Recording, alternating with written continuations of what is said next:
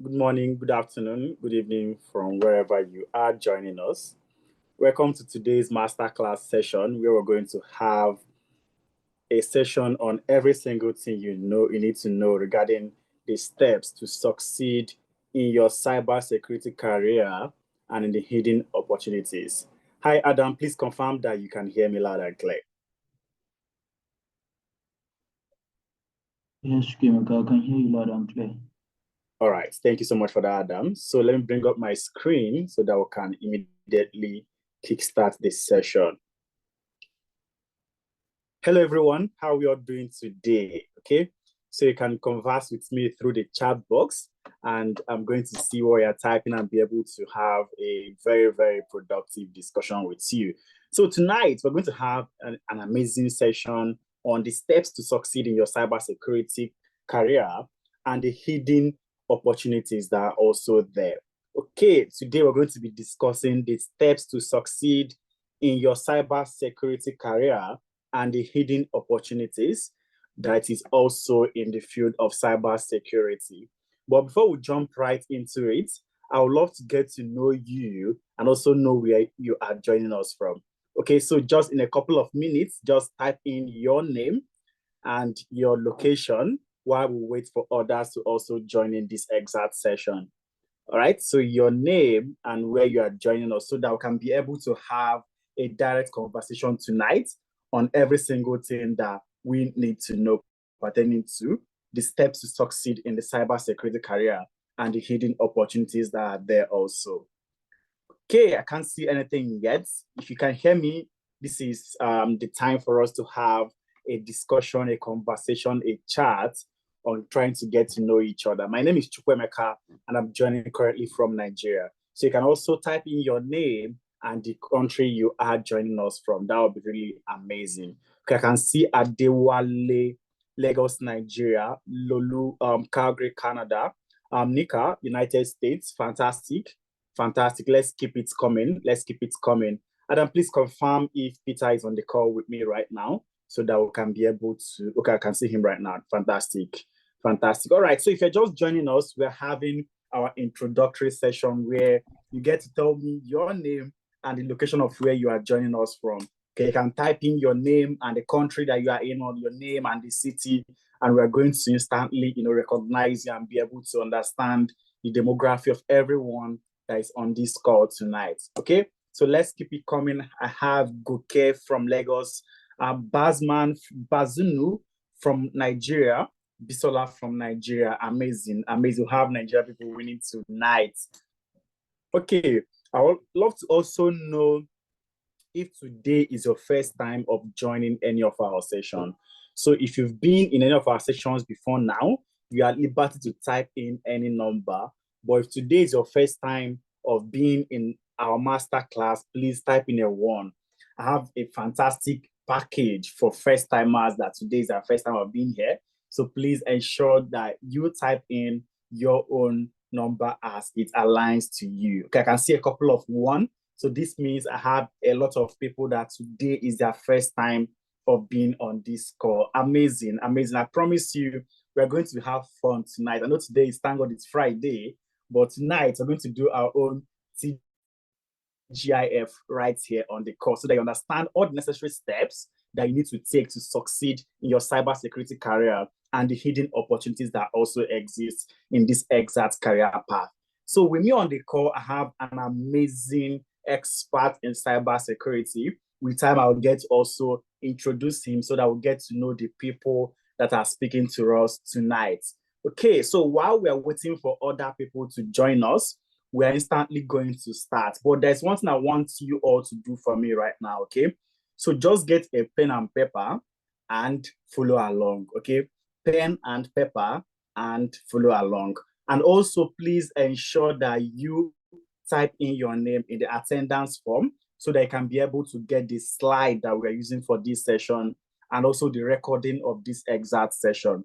It's very, very important that you fill the attendance form so that you can get the slide and also get the recording of this version. And that's how we can also know that today is your first time of joining so that you can get the amazing package by the time we are ending this exact session, okay? So please ensure that you fill the attendance form and ensure that you get your pen and paper ready because we're about to dive right into the reason why we are here.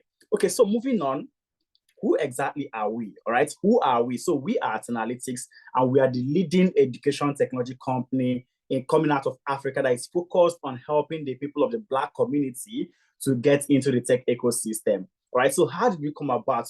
When you are working in tech environment, maybe in UK, US, or Canada, and once you turn left or you turn right, you're not seeing people of the same color with you. All right, and that's how Analytics came about because we wanted to bridge the gap to help more people of the Black community to join the tech ecosystem so that you can be able to turn left, turn right, and be able to have a constructive discussion with the people of the same color with you. Right. So for the last 4 years, we've been playing constructively in this exact ecosystem, and we've helped close to 3,000 people move from the classroom into their first role. Okay. We've helped more than 2,000 people move from our training platform into landing their first job. And this cuts across Africa, Canada, US, UK, and of course, Asia, across all the continents that you can think of. So just stay on the call because you also get to see some of the success stories of people that have worked this exact work that you're about to begin, okay? And our major focus, our major area that we train people cuts across data analytics, business analytics, data engineering, data science, financial analytics, HR analytics, agile project management, which is also the Scrum Master, AI engineering, and of course, cybersecurity, which is the main reason why we are here. And we have our amazing instructors coming from fantastic companies across the globe, like InterSwitch, Apple, Amazon, etc. And also have our students work in these amazing companies and get visa sponsored scholarship and get so many things. So please, guys, make sure that you are among the students that gets to pass through this exact process so that you can also, be able to land that fantastic job that you are looking for. You can check us out at www.analytics.io. You can check us out on our Instagram handle, Analytics, on Twitter at Analytics, and of course on LinkedIn as Analytics also. Then who am I? Who am I, the person that I'll be speaking to you tonight? So my name is Chukwuemeka Ekpa, and I'm a technology consultant with nearly a decade experience playing the GRC Interframe and also as a strategic consultant. Currently, I am the CEO of Analytics and have guided over 1,000 individuals with no prior tech background transition into landing their first tech careers in the tech ecosystem and secure their first job. All right, my experience cuts across several sectors of the economy. I've played as GRC in the banking industry. I've been head of control in a fintech company, data analytics or analyst also in a fintech company, and also as a business consultant in the hospitality industry. I've worked across the financial service industry, capital markets, hospitality industry, and right now I am in the education sector. Okay, you can connect with me across LinkedIn at Chukwuemeka Ekpa, Twitter, Emeka_Heist, and also Instagram as Ekpa_Chooks. So this is me. And with me tonight is no other person than the amazing Peter. So Peter, I don't know whether you want to say anything to the house at this point before I bring up your screen. So Peter is a fantastic, cybersecurity expert that have played in this exact role for more than a decade. So we have a lot of things to hear from Peter. Hi, Peter. Do you want to say hello to the house before I go ahead? Okay. I don't know whether Peter thank you. So hopefully when I come in, then we can, let ourselves familiarize. All right. Yeah. Okay. Thank you so much, Peter. It's nice to have you here today. So, guys, Peter is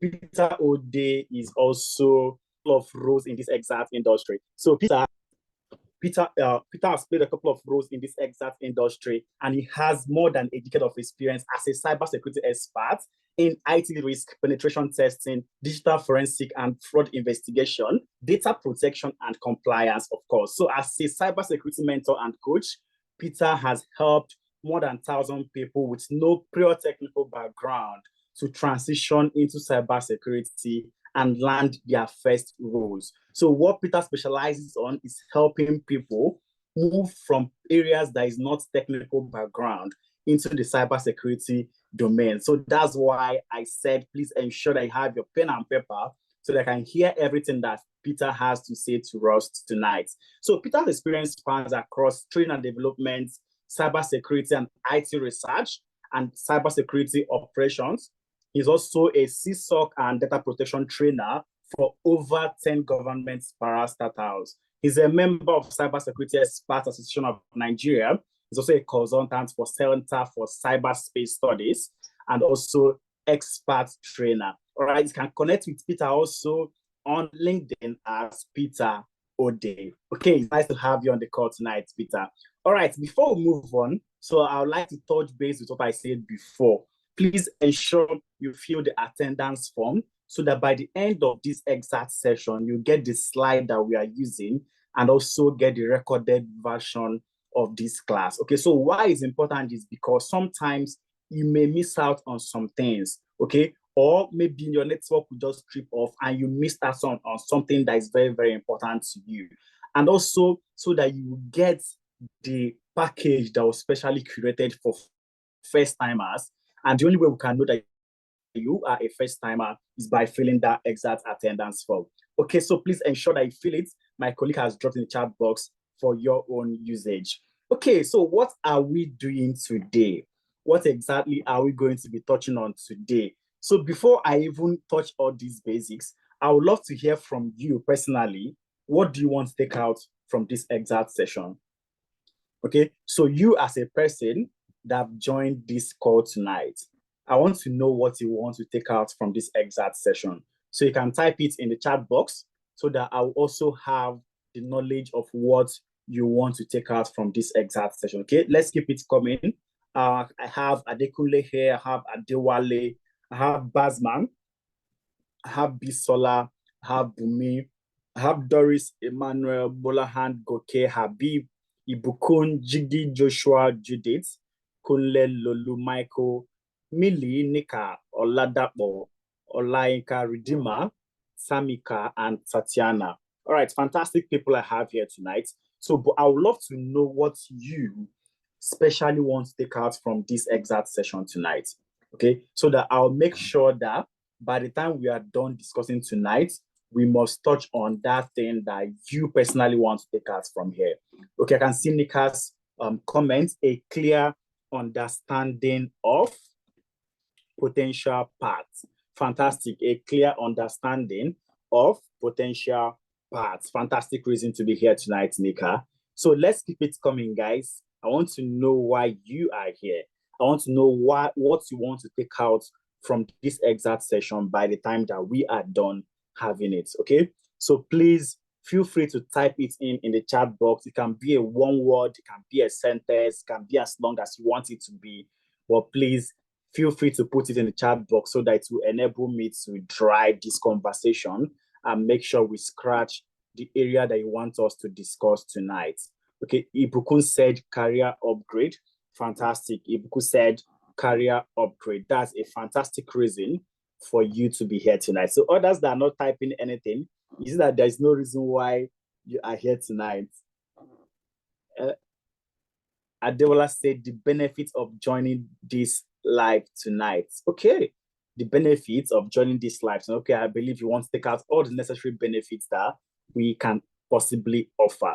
Okay, so I'm going to jump right into it while I keep waiting for others to also type in their reasons for being here. I'll look at the chat box once so that I'll be able to make sure that I captured every reason that we are all here. Lulu said career switch, fantastic. We are going to speak about career switch. Bisola said career migration, fantastic. Career advancement, Obina, fantastic. And that's really very, very, very important. Okay, but tonight, like I mentioned, what I've already prepared, what we've prepared is fully focused on cybersecurity. But if you have questions also, we'll try as much as possible to, diverse into other tech career paths and speak to you on that exact places, okay? But what we are going to be touching on first is for you to understand cybersecurity and all you need to succeed in this exact area. Okay, we'll walk you through what cybersecurity is and every single thing that you need to succeed in this exact career path. And that includes the hidden opportunities that also exist in this exact domain. Okay. Then the number two thing we are going to be handling is also the pathway to becoming a cybersecurity professional, which is simply how do you secure a job as a cybersecurity analyst, right? So what do you need to learn for you to be able to secure a job as a cybersecurity personnel? Then number three is also I'll walk you through the Analytics Growth Internship Program. I'll walk you through the Analytics Growth Internship Program. One thing that most people do not understand in the tech ecosystem is that tech works with evidence. It's always classified as a competence over certification domain. All right, competence over certification domain. So I love what Doris typed in right now, so that I can quickly talk on. Doris typed relevant exams to help secure job in the sector. Amazing. All right, so but in the tech ecosystem, it's fully all about competence over certification.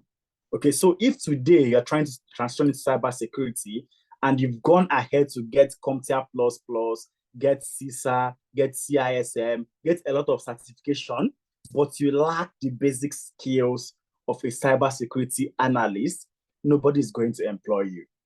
Nobody is going to employ you. And that is the honest truth.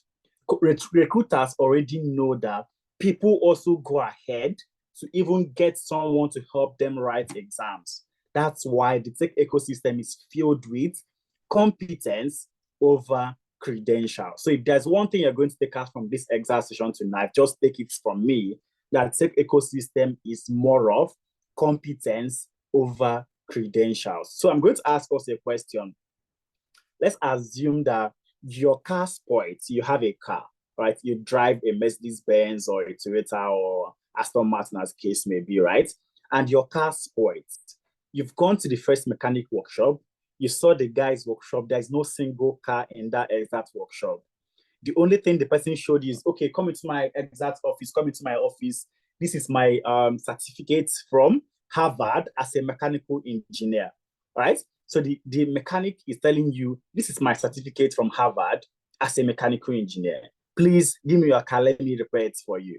And you walk into the other mechanic workshop, you are seeing a Toyota in the garage, you are seeing a Benz, you are seeing a Volkswagen, you are seeing so many cars, right? And these are cars that he is repairing, the ones that he's repaired, and people are coming to carry it. And he doesn't have any certification. He doesn't have any degree from any school to show that he's a mechanical engineer. Who are you going to give your car to repair for you? The one with a degree from Harvard saying, oh, this is my degree from Harvard, saying that I'm a mechanical engineer. See, and give me your car for me to repair. Another person without a degree, but in his garage, you can see a Toyota, a Volkswagen, a Benz, a Lexus, Aston Martin, and so on and so forth that he's repaired, and so much more. Who are you going to give your car to repair for you? Okay, so this is the first text I'm giving everyone on this call, so that we'll understand how our own thinking is wired fully. Someone with a mechanical engineering degree from Harvard without any evidence of work done saying, bring your car to me, let me repair. Or someone with series of cars that he repaired, a Toyota, a Lexus, a Volkswagen, a Benz, and so on and so forth. Who are you going to give your car to repair for you? Okay, I can't see anything. Are we hearing? Can anyone hear me? Okay, Michael said, I always say this, seeing is believing. Fantastic, which means you are believing the person that has experience to show work done. Someone with experience on car repairs, amazing, Obina. Joshua, the person who has fixed multiple cars, fantastic, Joshua. So fantastic. And see, okay, Nick also typed competence over credentials. Amazing, amazing. That's the watchword, competence over credentials. So this sums up every single thing that I want to tell you. Now, why is it that you want to transition into cybersecurity or you want to transition into any career path? and what you are pursuing is a certification and not the necessary skills and the experience to back it up. Because these are things that is going to definitely make you stand out, right? So a lot of people I know in the tech ecosystem, they didn't have any technical background. It was all a skill-based learning and experience that they used to transition. And right there on the job, they now started doing additional learning and now started getting certification. But the first skill or the first level of what you need to do is to get the skill and experience. Most of us here, I'm sure we are graduates. If I ask how many of us are doing what we studied in university today, I can count the people that will say that they are practicing what they studied in school. Me, for example, I studied civil engineering.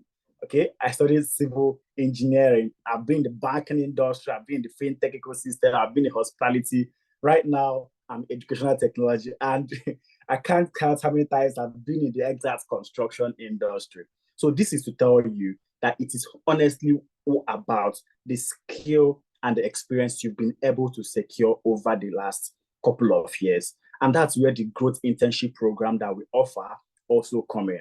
Because what will help you to do is within the time frame that you are going to be working with us, within the time frame that you are going to be learning with us, you are going to be working on real life case study that is going to serve as your own evidence of your skill. Okay, the same way the mechanic has series of cars in his workshops saying, oh, I've repaired Aston Martin, I've repaired a Benz, I've repaired a Volkswagen, I've repaired a Toyota. That's the same way you are expected to have a portfolio showing that you've worked with Nmap, you've worked with Nexus, you've worked with Wireshark, you've worked with VMware to show evidence of your own skill. So this is the first thing that I need you to understand. And of course, the last thing that we're going to be touching on tonight is also to tell you about the special discounts that we have for you, which is why I said ensure you fill the attendance form, because it's that attendance form that we are going to know that you are qualified for this exact discount. Okay, ensure you fill the attendance form so that you'll be able to get the discounts that we have for you. So quickly, I'm going to walk us through this exact process, because when we talk about cybersecurity, most people do not know that they have practiced cybersecurity without even knowing. I'm sure a lot of us here, we have two-factor authentication on our WhatsApp. I'm sure a lot of us here, for you to be able to even get into your phone, if you want to get into my phone right now, you have to use my face. If my face is not working, you have to use my password. So there's a lot of encryption. There's a lot of password that we put into it to secure the digital assets, right? So unknowingly or knowingly, we've all practiced cybersecurity without knowing. So now is for you to know, how do you practice cybersecurity on a larger scale for you to be able to help companies to now protect their data. Okay, so I have one single game here tonight that I want all of us to please be very, very attentive and work with me on this exact game that I have tonight. Okay, so just work with me so that I'll be sure that you understand what I'm saying. Okay, first off, this is a childhood cybersecurity game that we all, okay, I don't know how many people that grew up in Nigeria. I grew up in Nigeria. So we used to play this game way back in primary school. So I don't know how many people that played this game, but tonight I'll find out people that, you know, went to Ajibota, people that went to Ajibako school. Okay, that's on the right hand, but please, let's try to participate. First off, I want you to replace all the English vowels that you know. Replace A with 1, replace E with 2, replace I with 3, replace O with 4, and replace U with 5. Okay? And the consonants, when you pronounce it, make it to have what we call the R sound after the pronunciation. For instance, if you want to call B, it's going to be a ba. If you want to call C, it's going to be a ka. If you want to call D, it's going to be a da, and so much more, right? So let's understand this game, because this is us practicing cybersecurity without knowing, okay? Or let's call it, we are practicing security without knowing. Replace all the English vowels A, E, I, O, U with 1, 2, 3, 4, 5. Okay, so have we done that in our head? replace these exact vowels with 1, 2, 3, 4, 5. Now, the pronunciation of the consonants, I want you to add R sound after it. So I'm going to give an example. If game equals Gawan Matu, all right? So we know Gawan Matu. So G1, remember, is A. 2 is E. I is 3. O is 4. U is 5. And game equals Gawan Matu. What is fame? All right? Can someone type it in the chat box? Let me know people that are following me or people that actually went to a proper primary school while growing up, okay? Because these are ways that we used to communicate way back then when we want to have conversation with our guys that we don't want someone near to understand the decoding. I don't know whether you guys practiced it in your own school while growing up or with your own clique while growing up, but these are some of the games that we used to play, okay? So you're just telling the person Gawan Matu. Once you tell the person Gawan Matu, the person will already understand what you want to say, and that is game, right? So Chinwe said fame, all right? So Fawan Matu, is it fame? Chinwe said fame, and she, okay, not Chinwe, Nika said fame, and I don't know whether he or she is, whether it's a he or a she, okay? Fame, is fame correct? Chinwe said fame also. Fantastic. So the answer is fame, all right? So you can comfortably communicate with anyone that understands this code comfortably without someone knowing what you are saying. All right? So we understand this right now. Gawan Matu is simply game. And now Fawan Matu simply will now be fame. Okay, so let's now decrypt this exact one. Okay, can we decrypt this one in 30 seconds rather? Okay, that's 3 la 4 vatu tatu kaha. You see, we are speaking a different language right now. 3 la 4 vatu tatu kaha. Nice. This is actually a language that we should try to, bring it up to grow. So decrypt 3 la 4 vatu tatu kaha. Is someone here with me? Has someone been able to get it?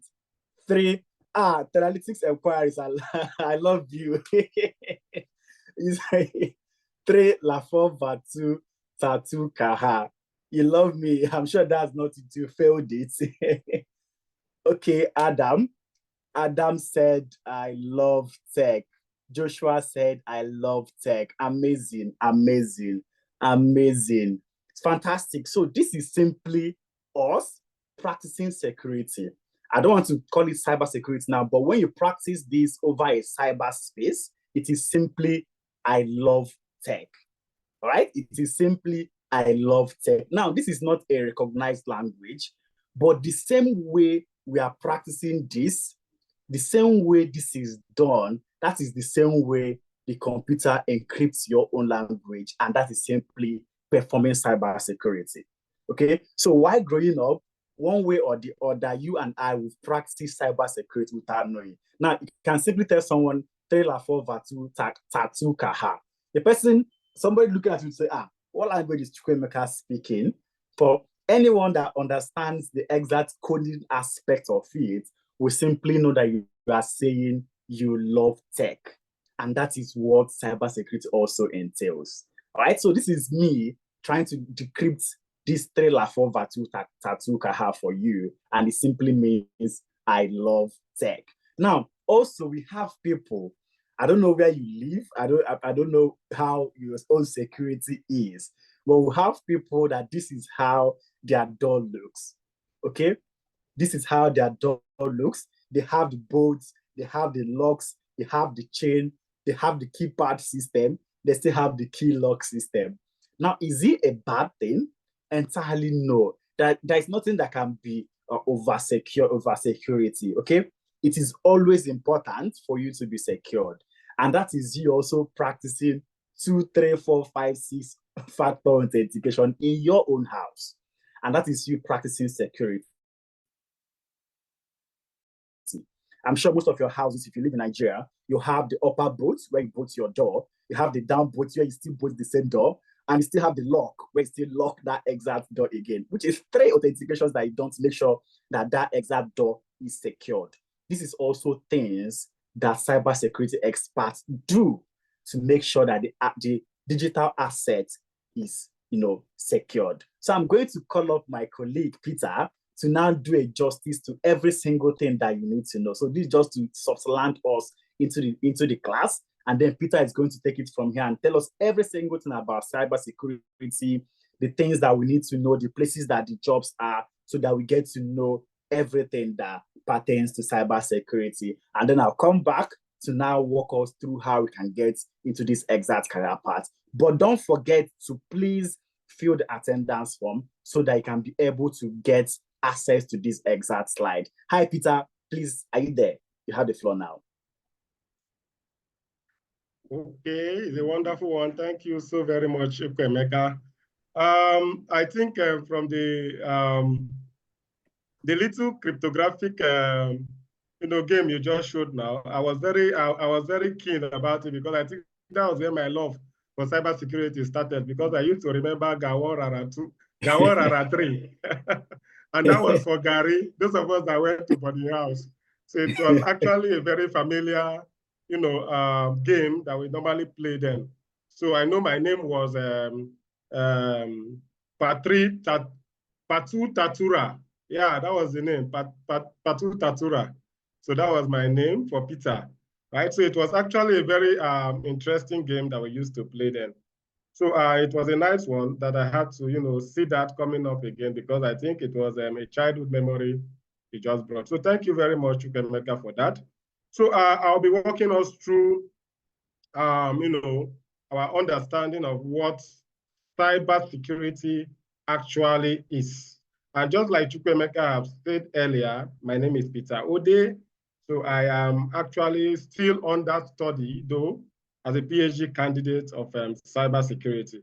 So I guess other stuffs, he had said them earlier. So I'm actually, still studying cybersecurity as a PhD candidate. My first and second degree also are in cybersecurity, and I'm also a lecturer of cybersecurity in 2 universities in Nigeria. So you are having me here coming to talk to you about what cybersecurity is. And when I'm giving you or telling you what cybersecurity is, always look at it, from the perspective of what you know, the perspective of what every other person must have told you, and also from the perspective of you being a researcher, right? So, so from the perspective of what you know, Chukwemeka has been able to, play a game with us. In that game, we classify that as, things that falls under what we call cryptography, where you try to hide a message within another message, right? So that is what we have just done. So that is actually from a perspective that you should know, right? Then from the perspective of which people have also talked about what cybersecurity is, you definitely know that, okay, it is where the world is actually going to, and we need to get there and then, get the catch out of, the whole thing. It is actually, security that you have to secure your IT infrastructure and all whatnot. Then also in the research aspect, we look at cybersecurity as something that is bigger than what we think it is. So I will explain cybersecurity from the perspective of an umbrella word that we always use, the cyberspace. Some people just look at cyber, right? But we always term it to be the cyberspace. And without you understanding what the cyberspace is, you will not be able to actually get into the security of the cyberspace, because cybersecurity is actually you securing something that has to do with a particular thing, right? Security itself, it's, the countermeasures, the protective mechanisms you put in place, the controls you put in place to be able to safeguard something, right? So the cyberspace, as it is before we get to cybersecurity, is a word that is used holistically to describe, an all-encompassing form of space where digital infrastructure interacts, where you and me interact also, where our culture also interact, right? Where information also interacts. So it is not just one thing, and it is not the internet, right? It is not just IT. It is actually a holistic term, a term that is used to, refer to something that is all encompassing. So we have people playing roles there. We have IT systems playing roles there. We have, information also playing roles there. And we have what we call culture. And that is the aspect that so many persons have not delved into. But when you see ethical, whatever, you know that they are bringing culture in. For instance, you see the word ethical hacking. So you know that they are bringing culture in, right? So your knowledge of what you understand cybersecurity to be is what determines the type of security that you will put in place, right? So the knowledge of what you actually understand the cyberspace to be determines the type of security you will put in place. Now, if you look at how I looked at or described the cyberspace to us, you definitely know that there are several things that play roles in the cyberspace, that interact in the cyberspace, that allows, or that are of very importance to us, that are of value to the cyberspace, that without these things, the cyberspace does not exist. These are things like information, these are things like our IT infrastructures, your computers, your hardware, other hardware, your Android phones, your phones, and all those stuffs, right? Those IT infrastructures, right? Without them, the cyberspace will not exist, right? Stuff like people, you and me, play roles in the cyberspace. Stuff like, our legal, our laws, our policies, our ethical considerations, and all whatnot. Without them there, they think we will not be able to play roles in the cyberspace. So all of these things are things that are actually of value to the cyberspace, and as such, we refer to them as assets. And for the fact that they are assets, it therefore means that we should be able to protect those things that are of value. Now, everything that is of value, why they need to be protected is because they actually, are open to a certain type of vulnerability. There's always a weakness. Even we that are people, definitely we know that we all have our weaknesses. So imagine people are having weaknesses. Imagine IT infrastructures, the type of weaknesses they will have, the type of vulnerabilities that they will have, right? So every asset that plays roles in the cyberspace actually have their weaknesses. And that is where the term vulnerabilities or vulnerability is carved out.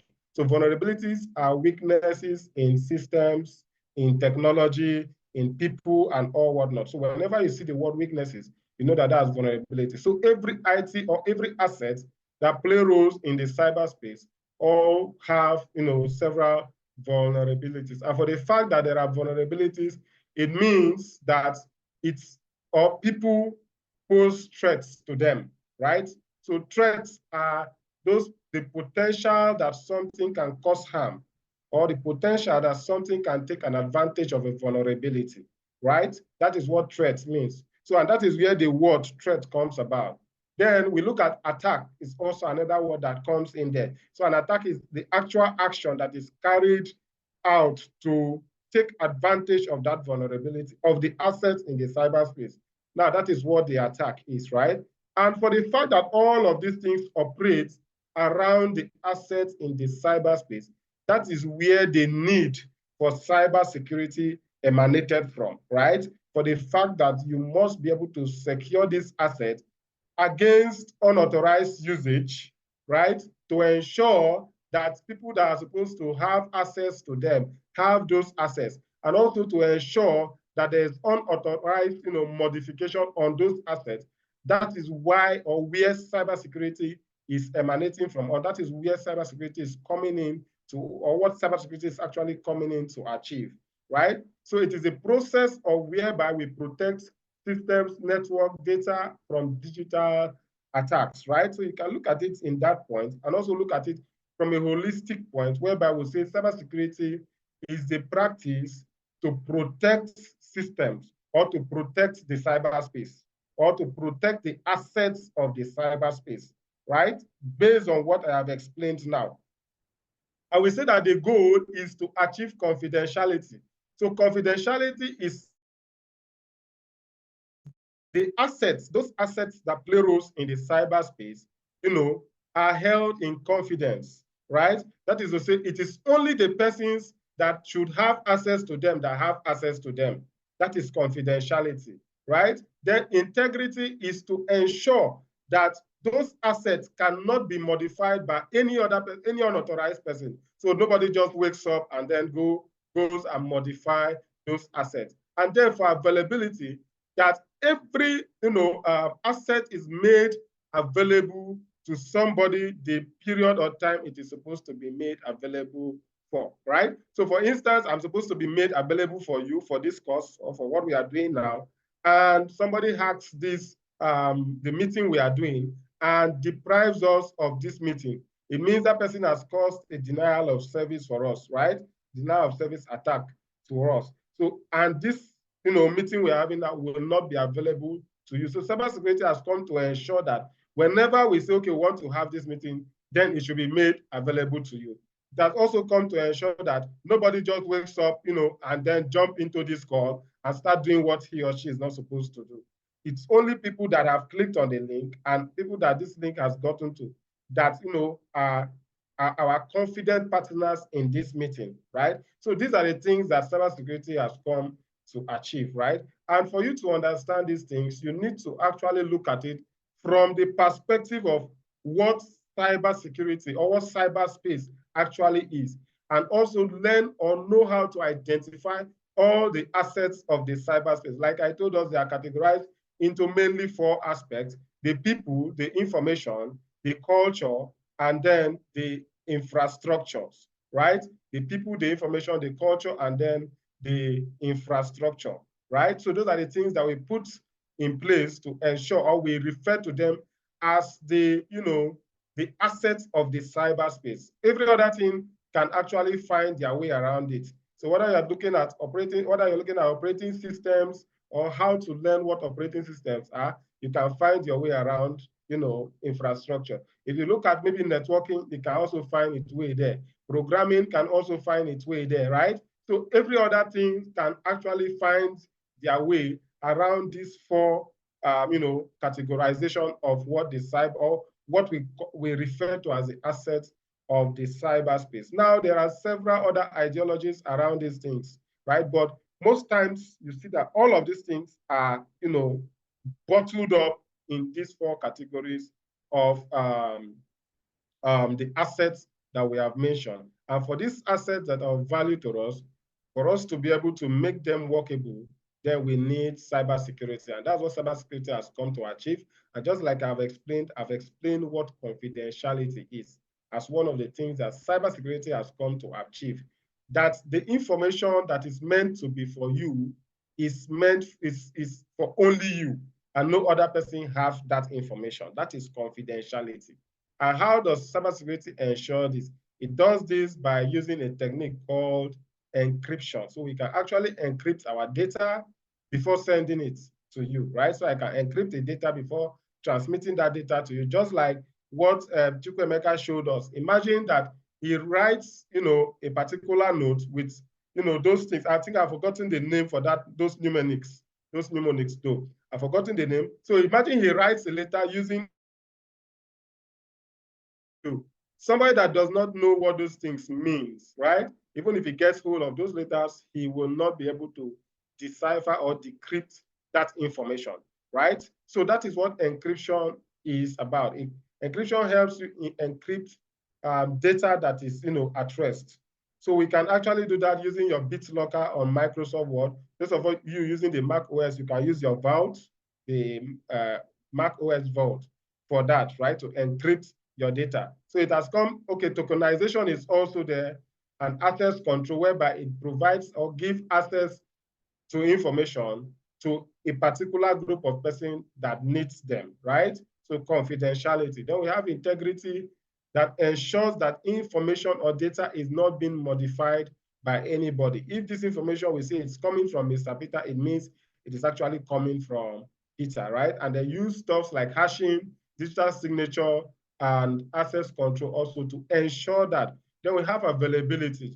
I used a short scenario now of somebody hacking this call, and then this meeting is no more available to you, right? That's availability. So cybersecurity has come to ensure that any resources or information resources or assets are made available to you as at when needed, right? So that is what it has come to achieve, and you can achieve this by doing patch management so that somebody does not hack your system, by doing intrusion detection or implementing intrusion detection and prevention systems, by, having backups, right? Because one of the things that can, take us off this call is maybe we have power failure from whoever is, implementing or, hosting this call, right? So the person will have a backup plan so that availability will not be cut short, right?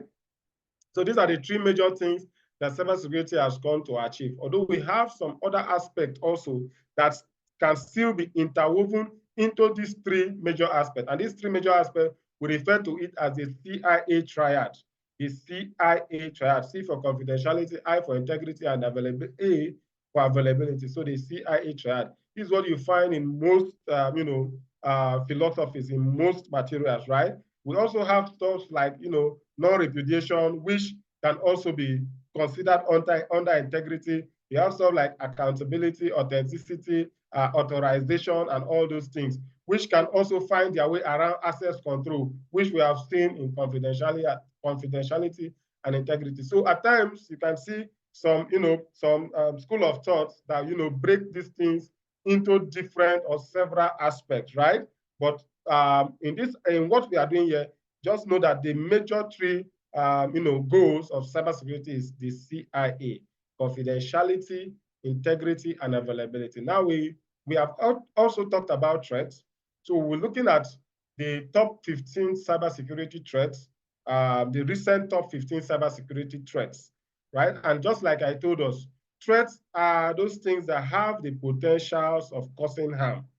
Anything that have the potential of taking advantage of a vulnerability in your assets, whether your asset is the people, whether your asset is an IT infrastructure, whether your asset is, your information, whether your asset is the cultural aspect that you are bringing in, anything that has the potential of taking advantage of that is what we refer to as threats, right?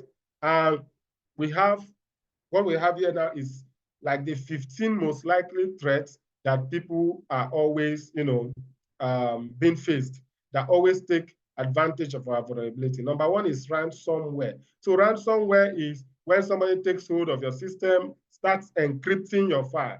So just like what Chukwemeka did, right? Somebody takes hold of your file and then comes up with a different algorithm. Now we understand the algorithm that he gave us: A for 1, E for 2, I for 3, O for 4, and U for 5, right? That's the algorithm. So he gave us an algorithm and then did something now, right? So imagine somebody comes up with a different type of algorithm that you don't even know what it is, and then gets hold of your system and then encrypts your files, or gets hold of your phone and encrypts the files, your pictures, all that you have on your mobile device, that you cannot use it for anything.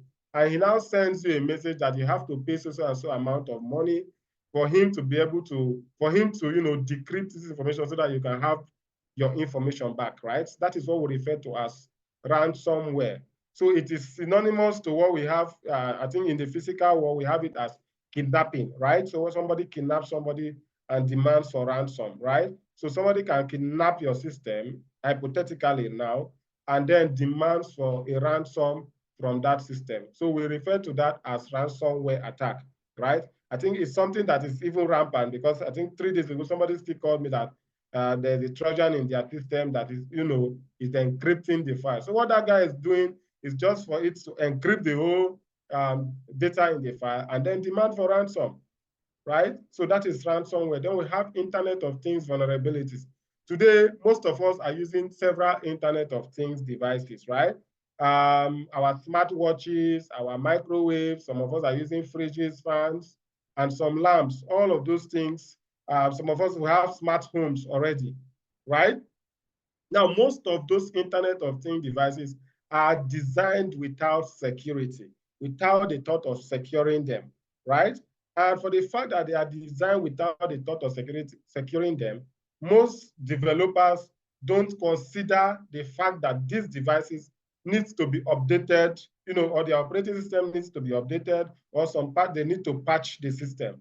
And as such, most of them, poses, a lot of vulnerabilities, and it's easy for any attacker to, penetrate in and then hack or attack that system, right? So most time your smartwatches, your IoT devices that you are using don't have the support for patches, for updates, right? And then it's actually a big problem in the cybersecurity landscape. We have social engineering and phishing attacks. Some people believe that it's not possible for somebody to social engineer you, right? When we say social engineering, it means somebody is trying to psych you, is trying to use psychology on you so that you divulge an information you are not supposed to divulge. Most of us have been a victim of that. We see a lot of links, coming in. Somebody sends you a link via your email that you should click or update so and so stuff. Otherwise, your account will be blocked. So when it's sent through an email like that, we look at it and call it phishing. But the umbrella word for all of these type of things is what we refer to as social engineering. When somebody tries to use psychology on you to get a particular information that he is looking for. Most of us have received calls, somebody telling you that, oh, you need to give us this information. And that is the easiest way most people use in hacking our social media accounts, right? So all of these things, we refer to them as social engineering. And this is always possible because human being, we have a weakness, a vulnerability. We always refer to it as greed. The quick money syndrome and the greed is actually one of the major problems why social engineering is on the rise today, because everybody is greedy. Everybody wants to make this money without, suffering, without working, without, they'll say work smart instead of working hard, right? So, and that's, criminals are taking advantage of those things, and they try to see how they can, psych you into giving them those information. We have the supply chain attack, whereby you buy a device and then there's a loophole in that device, linking to whoever developed that device, or somebody is supplying you with, a device, and he has done the configuration from his own end, and, he has, a kind of a link from his own end to that device, so that for him, he would think that he wants to provide support for you, but actually he's actually creating a loophole for you.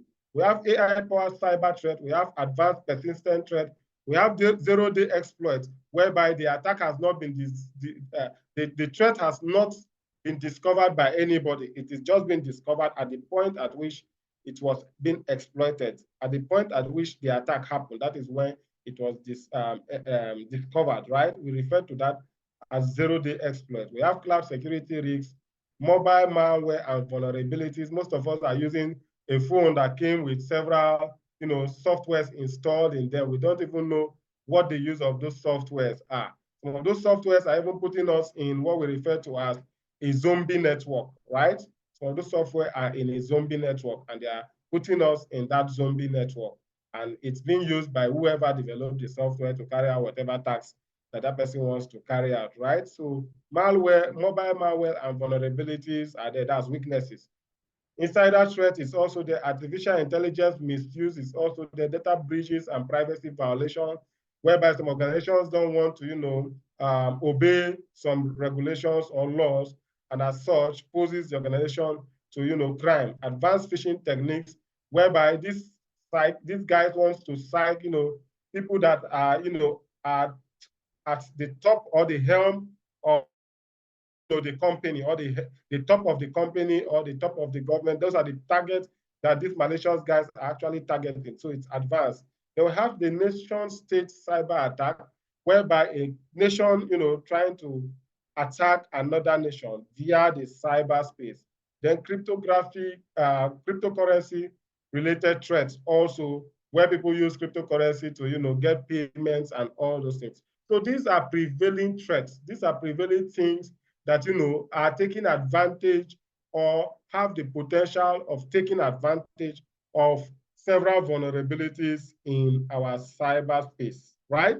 So if we have all of this as threats, then we need to, come up with strategies and countermeasures to put in place to be able to safeguard our assets. Now, what we always do most times when we do a training like this is, you on your own, when you finish from here and go back home, always try to identify all the things that are of importance to you and also that plays a role in the cyberspace. I know most of us, we have IT infrastructures and our information as major things that, we use in the cyberspace, because that is what most persons will look at it. They don't know that the people aspect is also there, and the cultural aspect is also there, whereby in the cultural aspect, you have to think if you are doing things based on legal or ethical ways, right? And every other policy documents and other regulatory documents that comes in to play, right? So we can also try to identify all of those things. Now, what are the steps you need to know to succeed in cybersecurity, right? I've told us a lot of things about the cyberspace, what cybersecurity is, what it has come to achieve, some threats, right? Those things that have the potential of causing harm. You might not be able to, holistically protect or safeguard yourself from all of this attack. And that is one of the reasons why you need the cybersecurity knowledge. Now, I used to tell people that cybersecurity knowledge is not only for the fact that you want to work as a cybersecurity expert, although it is always good because we have a lot of, career paths that you can delve into and make, good ends meet from the cybersecurity, field or domain, right?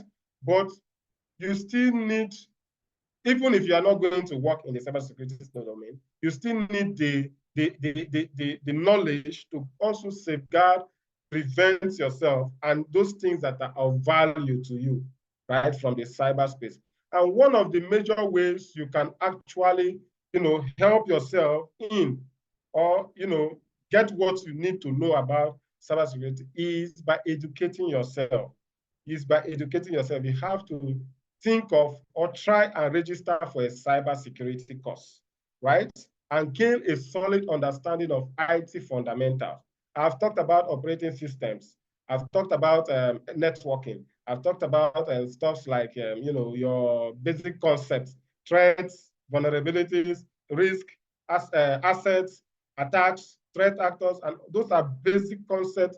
You need to know what these things are, right?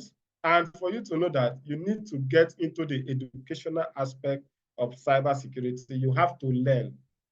Nobody opens your head to put in cybersecurity there. You have to learn, cybersecurity and understand basic IT concepts, basic, how to use a computer, what to do, how to read and understand, how to draw out your reading on plans and all those things.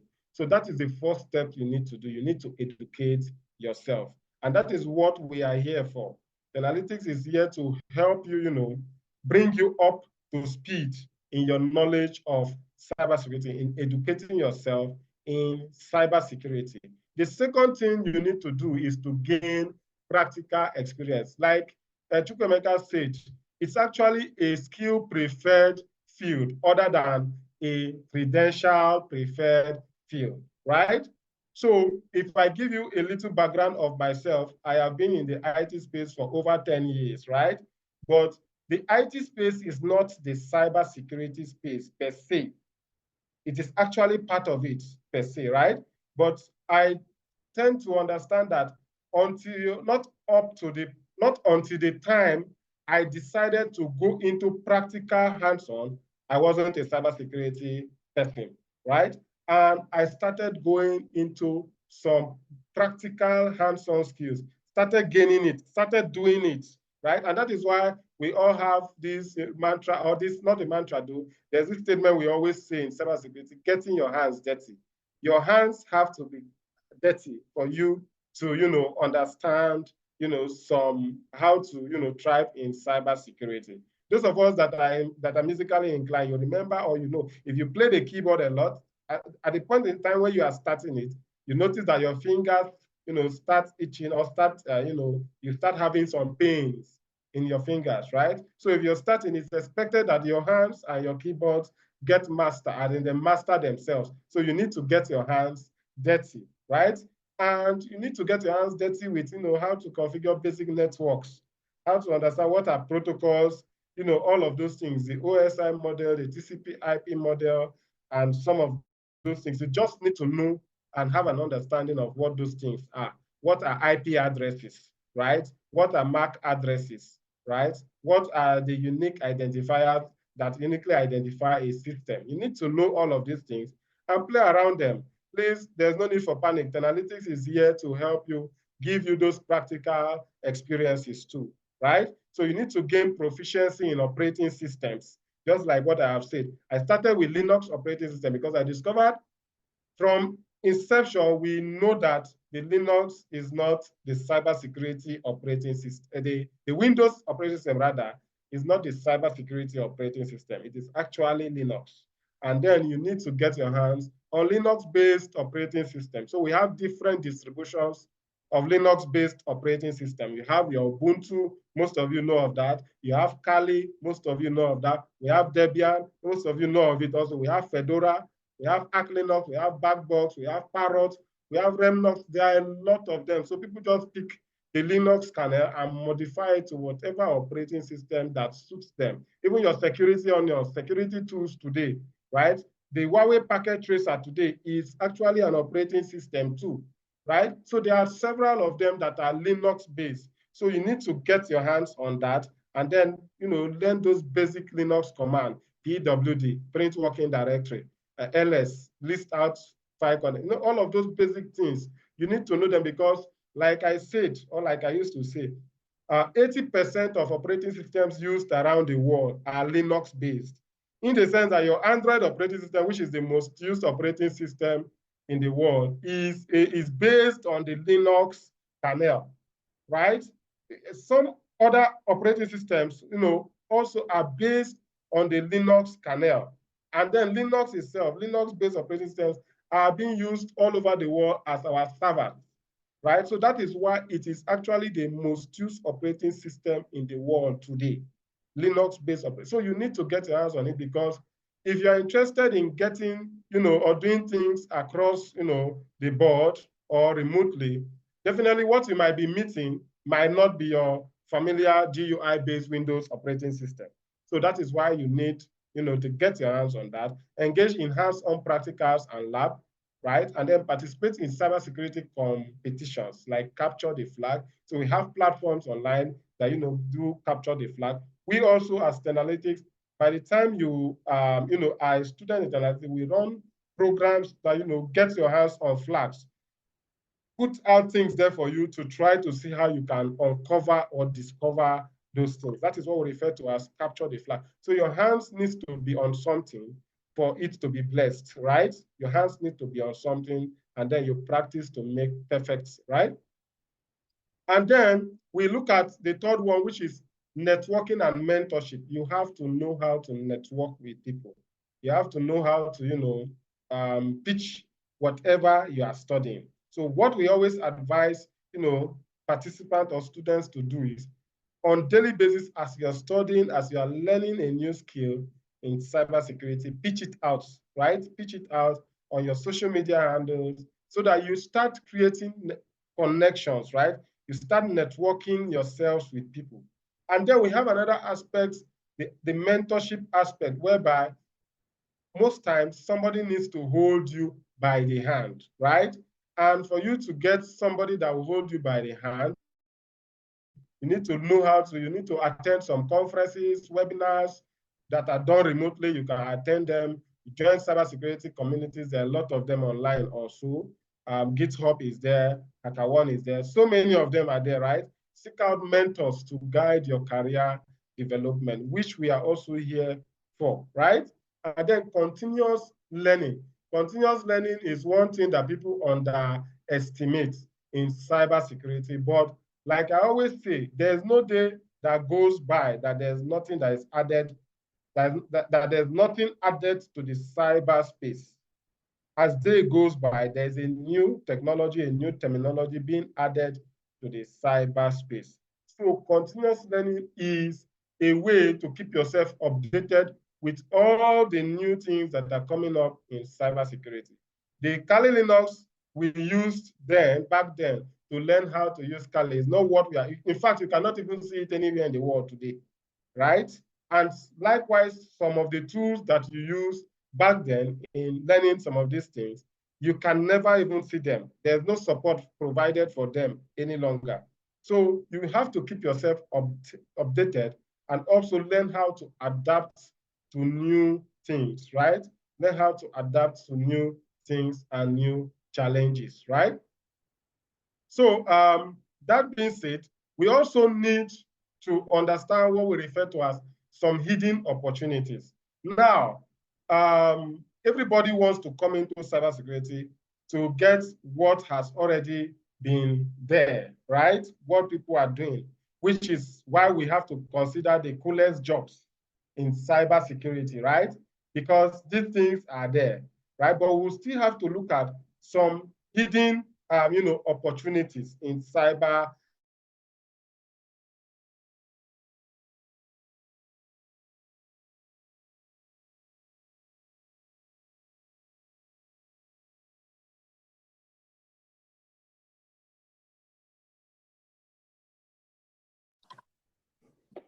Hi, Adam, are you there? I think we lost Peter there for him. Okay, Peter, we lost you there for a while. Okay. Can you get me now? Can you hear me now? Yes, please go ahead. Okay, so I was actually talking about the hidden opportunities. Now, before we move to the hidden opportunities, I was like, we'll have to look at the opportunities that are open, that is everywhere. Everybody can see it, which are the job market for cybersecurity, experts, right? So we'll be looking at 10 coolest jobs in cybersecurity, right? So the first one we have here on our list is the digital forensic analyst, right? Then the pen tester, the application pen tester, the security operation analyst, which most times we also, liken to be what we call the cybersecurity analyst, because as an analyst, you work with data, you get data from every angle and then draw out intelligence from that data, right? So even a forensic analyst also does something like that, but in a forensic, way, right? When it has to do with, uncovering what has happened in the system, right? We have the pen testers, that actually carry out a hacking activity on a system to determine the vulnerability and then help the organization to patch that vulnerability, right? To repair that vulnerability. So the pen tester, the application tester, does the same thing. The application tester tests the application and then help the organization, patch that. Then we have the security engineers that design security structures for organizations, right? We have the incident responders, we have the security architects, we have the secure software development managers, malware analysts and reverse engineers, and we have the technical directors and CISO. Now, these are just a tip of it, the iceberg when it comes to the jobs that are out there, right? This is just a tip of the iceberg. There is a lot more jobs for cybersecurity experts that are out there. So you can actually also look them up, but this is not what we are interested in. We are interested in the hidden opportunities where people who have not, started, gaining or moving into or understanding what they are about, right? So we actually look at that as we go ahead, right? So looking at the job market, we also know that in 2023, there was actually a 1 million plus jobs that were available out there for cybersecurity experts. And it hits the historical peak of 12.5 billion US dollars for persons, for people, as in this is the payment that was paid to cybersecurity experts. So when it comes to the job market for cybersecurity experts, it is actually a very wide, area or field and domain for everybody to come in and then get whatever they want. So we are projecting a 3.5 million job opening by next year. So you need to come in and then, get hold of some of these jobs, because definitely based on the number of jobs we have going on, definitely the number of experts we have today can never, overshadow or take all of those jobs, right? Even at that, there are other things that you can also do as a cybersecurity professional, right? So you can do things like being a research analyst. You can do things like GRC, that's governance, risks, and compliance. So a research analyst like myself, like I introduced myself earlier, as a PhD candidate, I'm also into research, right? So we have research analysts, we have consultants, consulting firms that, have opened, all of these firms to help in cybersecurity researches, right? These are the guys that bring up several new terms and, technologies in the cyberspace, right? We have the GRC guys, like the governance, risks, and compliance guys that ensure that cybersecurity is properly governed in an organization. And then if you are to obey some compliance, you actually do that, right? And then they do risk analysis and assessment for organizations also to measure their risk level, right? Risk appetite. So we also have people like the social engineers, right? So even though we look at social engineer as something that has to do with dark arts, you can also use that for a good purpose. Becoming an investigator, you can use social engineer to do that. Becoming, a cybersecurity journalist, that is another role that we are getting today, cybersecurity journalist. So we are actually, it's where people are also, researching into. So you can also become, if you're a journalist, you can become a cybersecurity journalist where you use open source intelligence tools to, cite people or get information about people, or use social engineering techniques to get information about people, right? Then security awareness trainers also, we have them there. We have the security awareness trainers also that, go about, educating people about and what they need to know, how to maintain proper cybersecurity hygienes, right? And then we have the user access managers that configure controls for us or for organizations so that people will be limited to the privileges that they are meant to have, right? So we actually, from the job roles we have seen, we actually categorize these to two aspects, which is the blue teamers and the red teamers. So the blue teamers are the people we look at and call them the defensive cybersecurity guys. So job roles, there are sometimes you take some of these job roles and you are working as a defender in an organization, right? While there are times you take some of these roles and you're working as an offensive person or as an attacker to the organization. So organizations can actually employ you to attack them, right? So for instance, when you see things like hacking, penetration testing, the organization is actually employing you to attack them and then simulate what an actual attacker can do, right? And then get out, the vulnerabilities and then help them patch those vulnerabilities or remediate those vulnerabilities, right? So those type of persons, we refer to them as the red teamers, right? While the people that work as SOC analysts trying to defend, to monitor the system so that nothing happens, we refer to those set of persons as defensive cybersecurity experts, right? So these are some of the job roles also for those, for the offensive and defensive cybersecurity experts. Just like we have mentioned before, we have pen testers for red team, that's offensive. We have social engineers, we have physical security testers, exploit developers, reverse engineers, malware analysts, and all whatnot. Look at those guys as offensive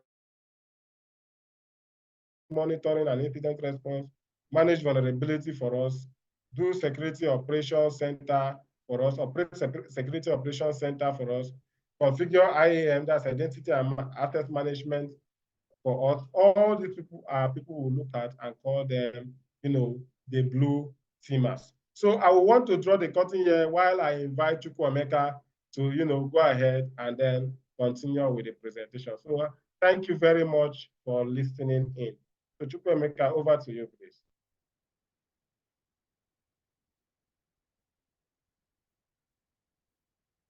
Thank you so much, Peter. Thank you so much. Thank you so much. I hope we're still following up to this moment. If you are still here up to this moment and you're still listening to us, please just drop a 1 in the chat box so that I'll be sure that there are people that are still listening to what we are saying, okay? So if you are still here and you've been listening to what we've been saying up to this very moment, please just drop a 1 so that we will know that you are still here and you're following every single thing that we are saying, okay? Hi, Peter, I'm going to bring up my screen again so that I will take over from you. All right. So if you are still here and you're listening to what we are saying, please just, okay, I can see a couple of ones. Amazing. I can see a lot of one. Fantastic. I love sessions that are very, very interactive, because that's the only way I will know that you guys are still listening to what we are saying. If someone is asking, are we getting this slide after the class? Yes, you are getting the slide after the class, but there's only one way that will qualify you to get this slide. There's only one way we can send it to you, and that is by you filling the attendance form. Okay, so you need to fill the attendance form so that we can have access to your email and be able to mail you this after the classes. Okay, so if you've not filled the attendance form till this very moment, please ensure that you fill it in. Okay, ensure that you fill in the attendance form so that we can instantly be able to, send this to you after. So we're going to send the recording of the session and also the slide that we are using for this exact class. Okay, so we're going to continue. But quickly, before we dive right into understanding the career path, understanding how you can enter into the cybersecurity, I want us to do, where's the attendance form from TISO? Okay, the attendance form is the, you can see the charts from the Analytics enquiries. There's a form there for you to fill. Okay, so there's a form for you to fill. Just use it and you are going to instantly, get into, see the attendance form and get into it. So I want us to do a little bit of practical, because these are part of the things that you as a cybersecurity expert will be tasked to do on daily basis, okay? There will be moments that you need to be able to make sure that there is nobody in your company that the email is compromised, right? There are moments that you need to be sure that everyone in your company, that their email is not compromised. But how do you know compromised email? So quickly, just go to this site, haveibeenpawned.com. So let's use this site to run this quickly. All right, we're going to use it. Can someone, drop in their email so that we can know whether your email is compromised, and we can give you advice on what you need to do.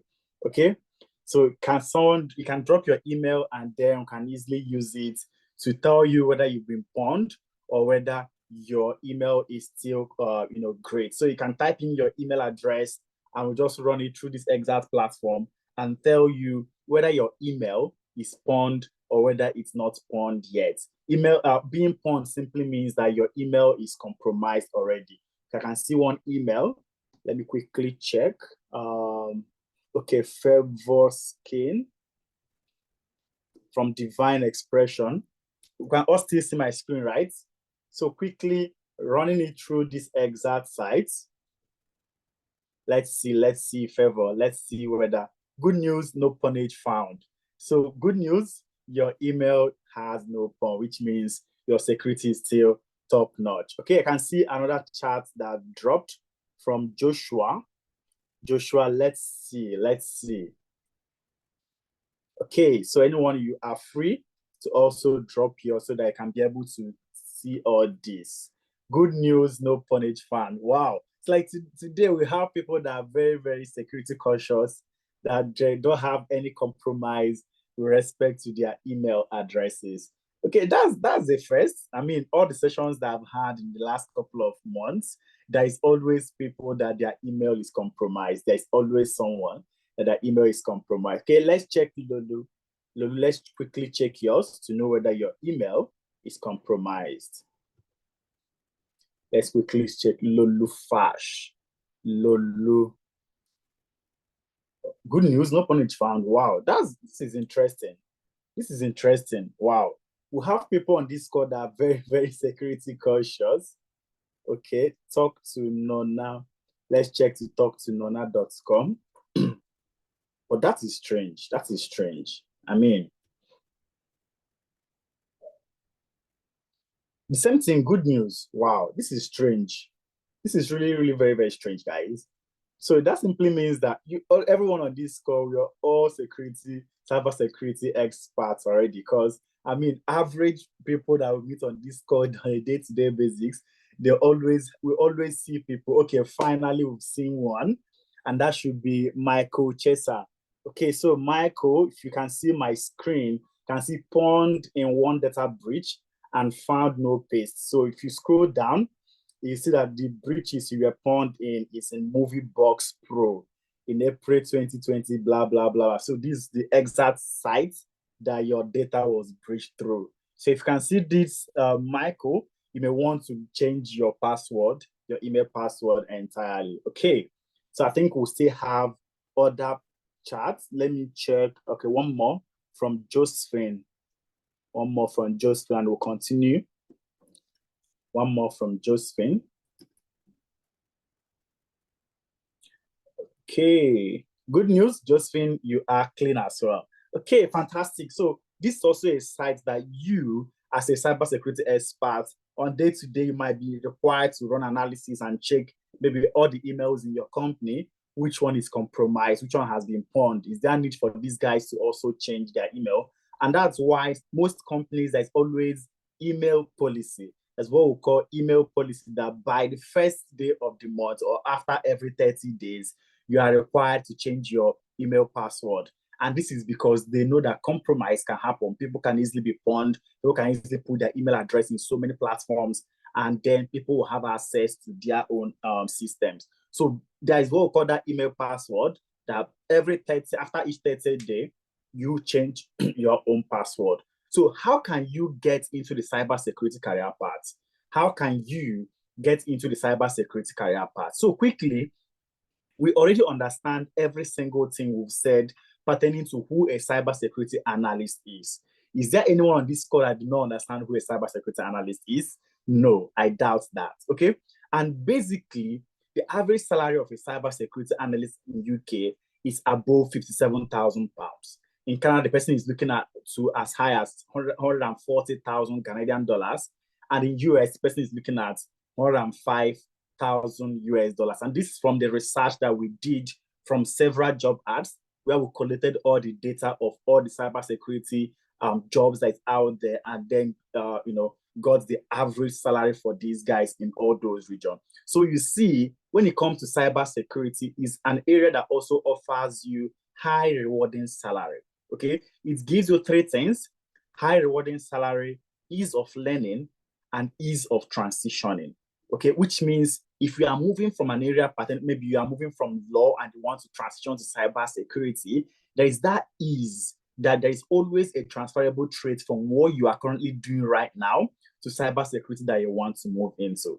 So definitely you'll find the transitioning to be an easy path for you, right? And what are the key learning areas that you as a cybersecurity analyst will undergo if you join analytics?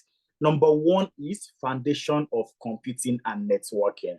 Okay, foundation of computing and networking. Remember what Peter said: for you to transition, the first step to you landing that exact cybersecurity job is one, education. So you need to educate yourself by joining a learning partner that understands what needs to be done. And number two is, are you learning theoretically or are you learning project-based learning? Right. So the difference in these two things is that one is simply like this: someone going to let me use an example, in Nigerian university, and you studied 4 years in school and you're out. You may not be able to function fully as a cybersecurity personnel. For instance, myself, I spent 5 years in school studying civil engineering. I think the only practical we did should be in my 500 level, where we had to do tensile stress and all those kind of analysis back then, right? But the entire 5 years we spent, we were doing things that are 100% theoretical. And that's where the problem is, okay? So when it comes to educating yourself right now, you need to learn with project-based studying, which means if you are undergoing foundations of computing and networking, you are learning it using a project, okay? And the beauty of this is that because we also play in the consulting phase, we always get contractual roles that once it's in-house, we also give it to our students to work with, which means you can get a project that you are working on setting up a networking activity for bank GYT or something like that, right? But in actual sense, it might be for a renowned bank in West Africa. But because of NDPR or GDPR, depending on the location, we always codify this data to protect ourselves. But any case study you are working with is 100% real life case study. And that is the best way to learn. Okay, so first thing you're going to walk through is foundations of computing and networking. What is IP? What is LAN? What is WAN? What is CPU? What is mouse? So you need to learn all the basic aspects of cyber security before you now move to how do you use Cisco Packet Tracer to set up a network.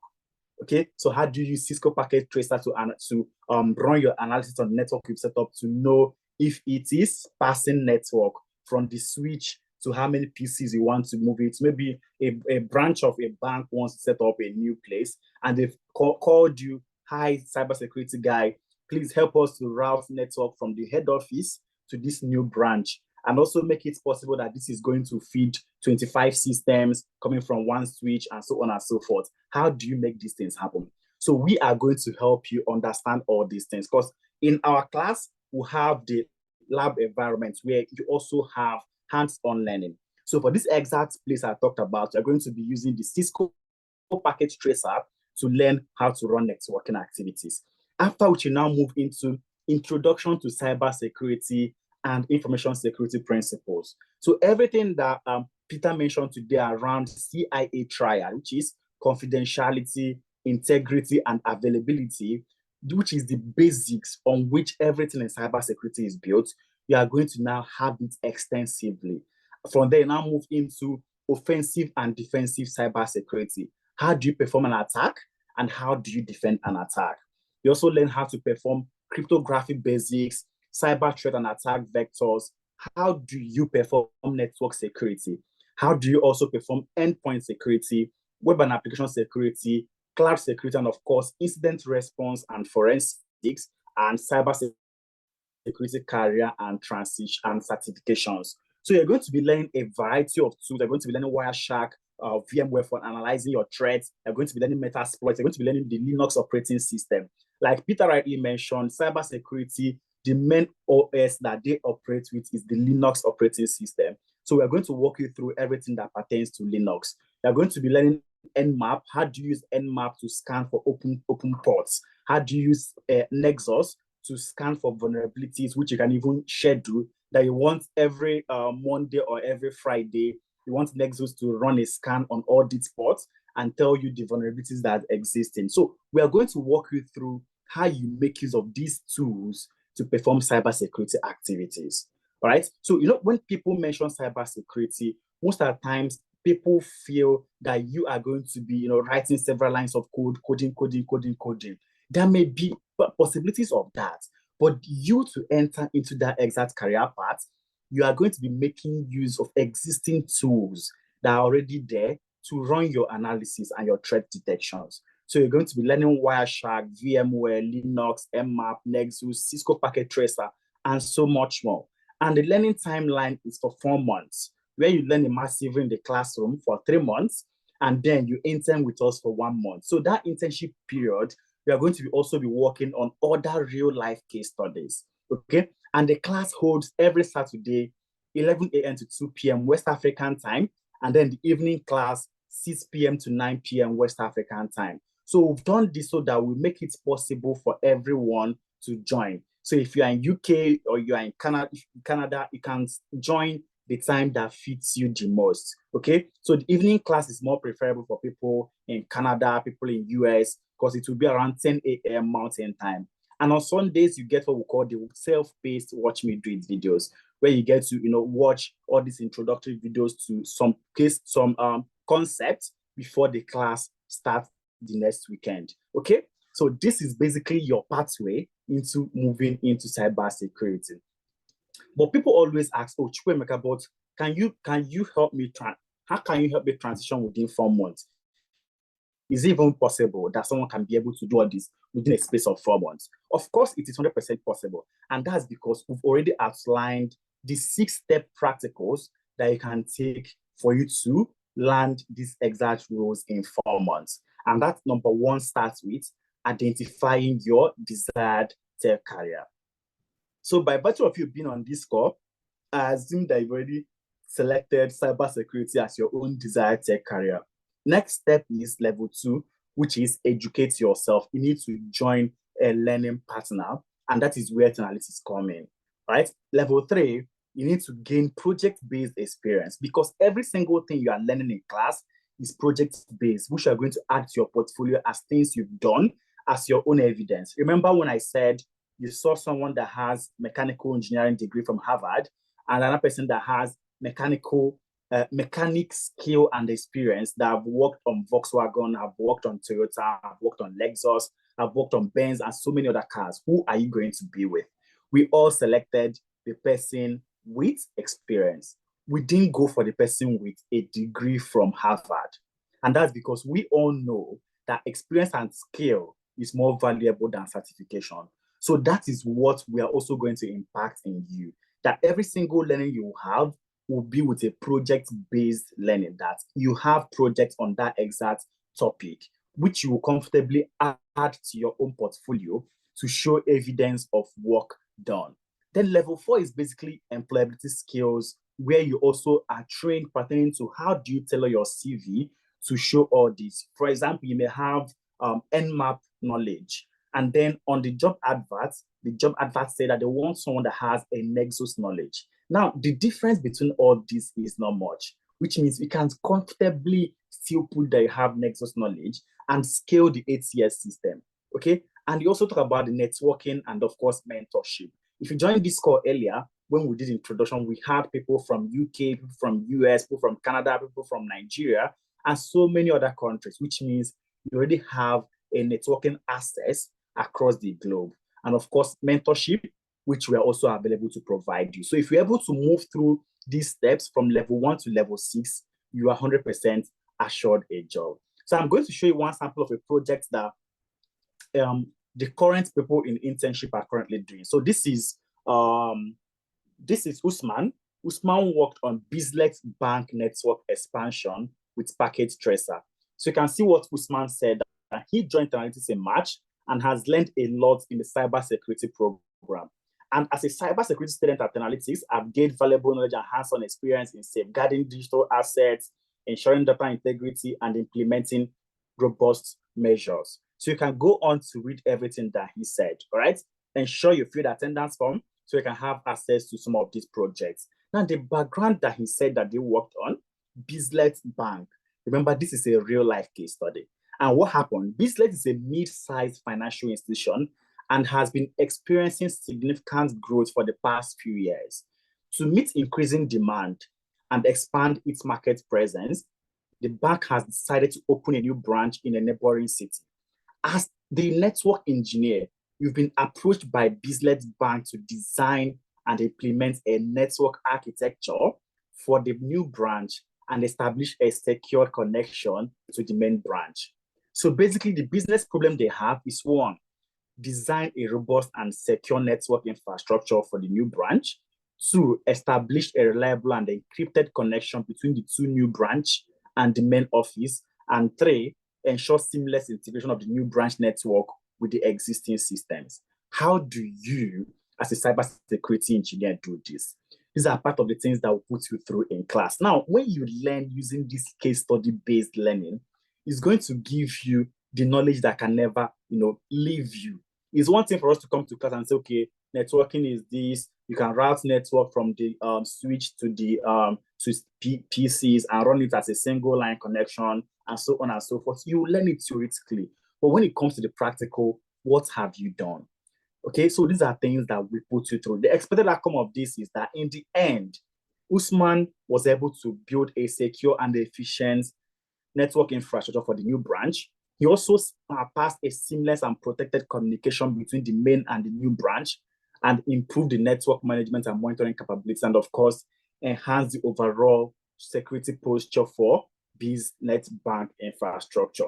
Now, all these things always seem impossible until it is done, which is why we have some people that have been able to transition from one of our programs into their own classes. We have people like Abigail moved from being a care worker into landing a job in Canada. Same thing as Toyin, same thing as Stephen. And Ikmat, she moved from being a full-time stay-at-home mom to becoming a data analyst with NHS sponsorship, okay? We also have Abdurrashid that transitioned from his own job into being a data scientist, and is fully remote. He's still based in Nigeria and is working for this for Child 420 in US. And how do you make all these things happen? So they are also like you. So relating it to cybersecurity is the same way Ikmat came to one of our calls and said, "Hi guys, I'm Ikmat and I'm a stay-at-home mom. I'm trying to transition." That is how we have Glory right now. Glory have said, "My name is Glory and I'm a teacher. All right. I want to transition to cybersecurity. How do we help Glory transition into this exact phase?" Right. So first thing is that Glory have identified cybersecurity as the place that she wants to be. That's the first level. Second level is Glory has registered with analytics to learn the skill. And the third level is now where we start impacting Glory with all the necessary project-based learning that she needs for her to be able to transition. 4, we've equipped her with the employability skills. 5, we've given her networking. 6, she's secured the mentorship. And this is Glory in the end. "Hi guys, my name is Glory and I'm a cybersecurity analyst." Within a space of 4 months, this is how your own case can be. But it starts with you making that initial first step of joining a learning partner. Now, there's other cybersecurity jobs that you can also apply there. Because sometimes people feel it's only the ones that they know cybersecurity that exist. Like Peter rightly mentioned, you have the research side, the GRC, and these are also several other jobs that you can also apply to. The SOC analyst, the information security analyst, the network security engineer, pen tester, incident response analyst, security architect, vulnerability analyst, and so much more. Which means once you are done training, you have ample opportunity to transition into any of these technical parts. And the winning formula, which we equip everyone with, is the technical skill plus employability skill, which is T plus E that's going to land you that exact job offer.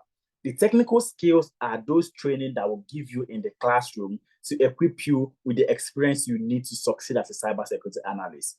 While the employability skills is what we've approached from a 3-layered point of view. Like I already mentioned, we are going to walk you through how do you make your CV to be ATS compliant. Because it's one thing for you to have all the knowledge that you need as a cybersecurity analyst. It's another thing for you to be able to present yourself and package yourself to look as a cybersecurity analyst, right? So we're going to walk you through all these things and then teach you the LinkedIn optimization session. How do you also position yourself that recruiters will reach out to you pertaining to job adverts?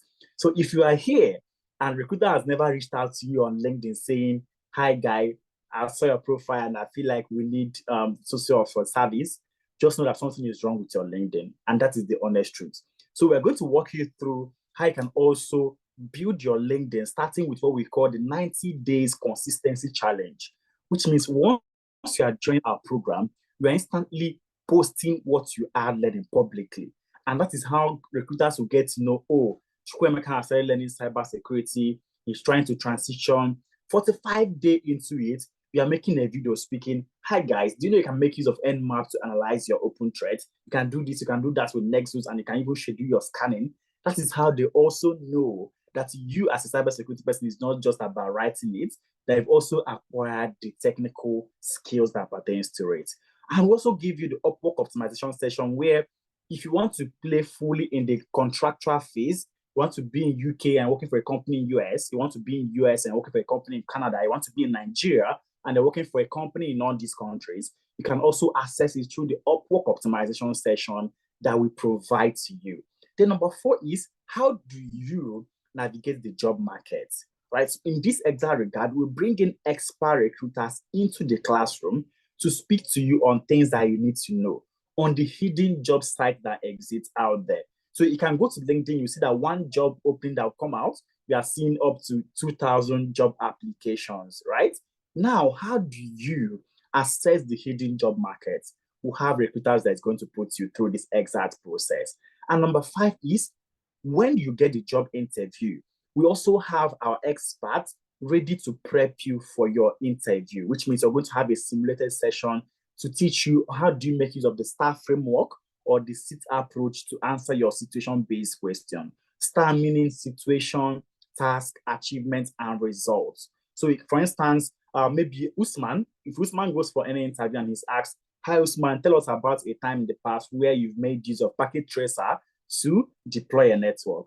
Usman can comfortably speak that while I was consulting with analytics, I was able to work on a project for BizLetNet Bank where I was tasked with, putting up their network and attaching it to the old branch and making sure that it's flowing seamlessly and it's secured and all. And in the end, network was available in the branch, and also this led to no downtime in their business. So simply use the STAR framework to answer that situation-based question.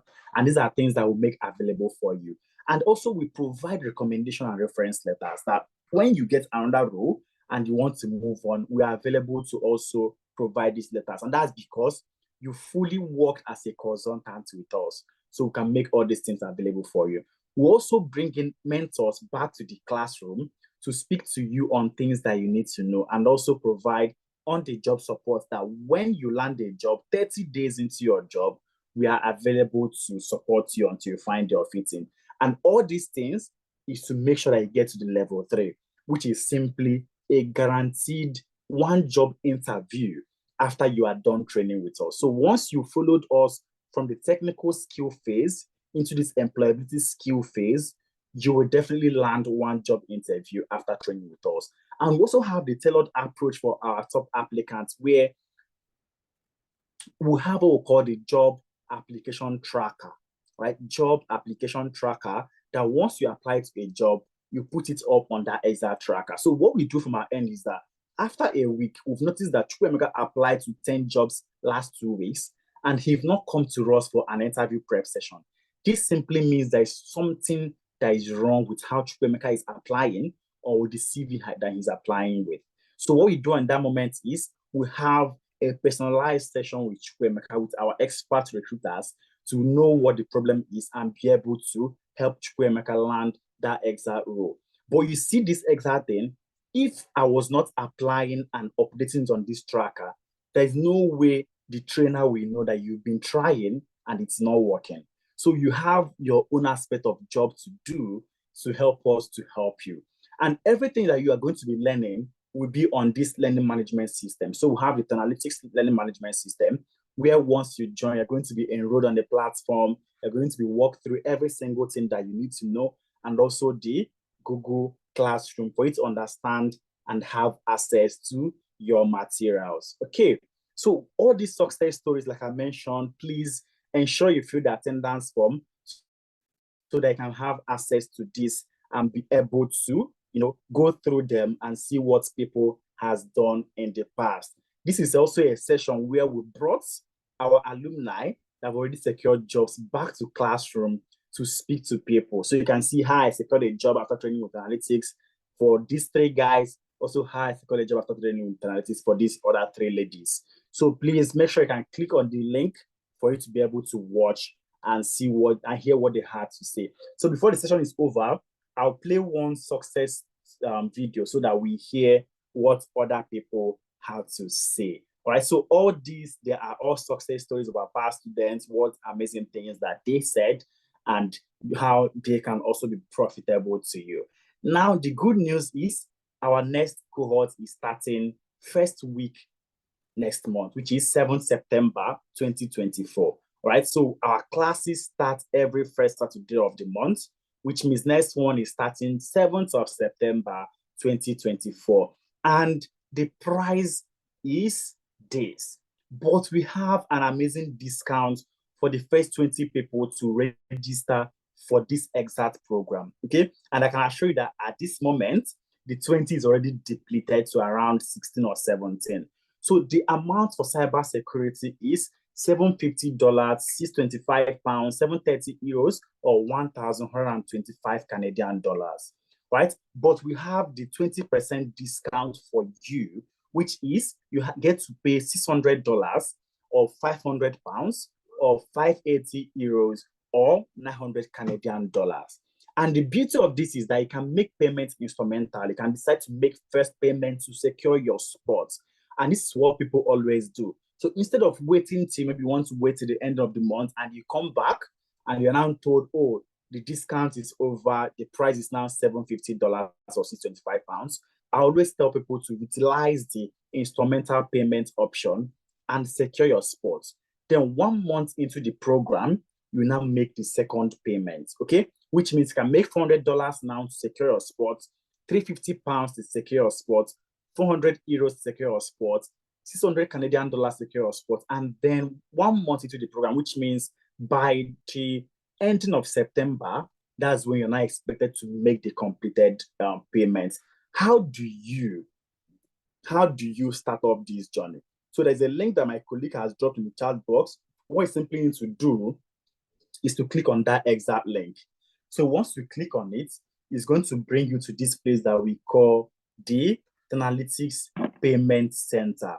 Analytics Payment Center. And what you simply need to do is scroll down to the Cybersecurity Analyst track. So you're going to see Cybersecurity, which is this, and simply click on it.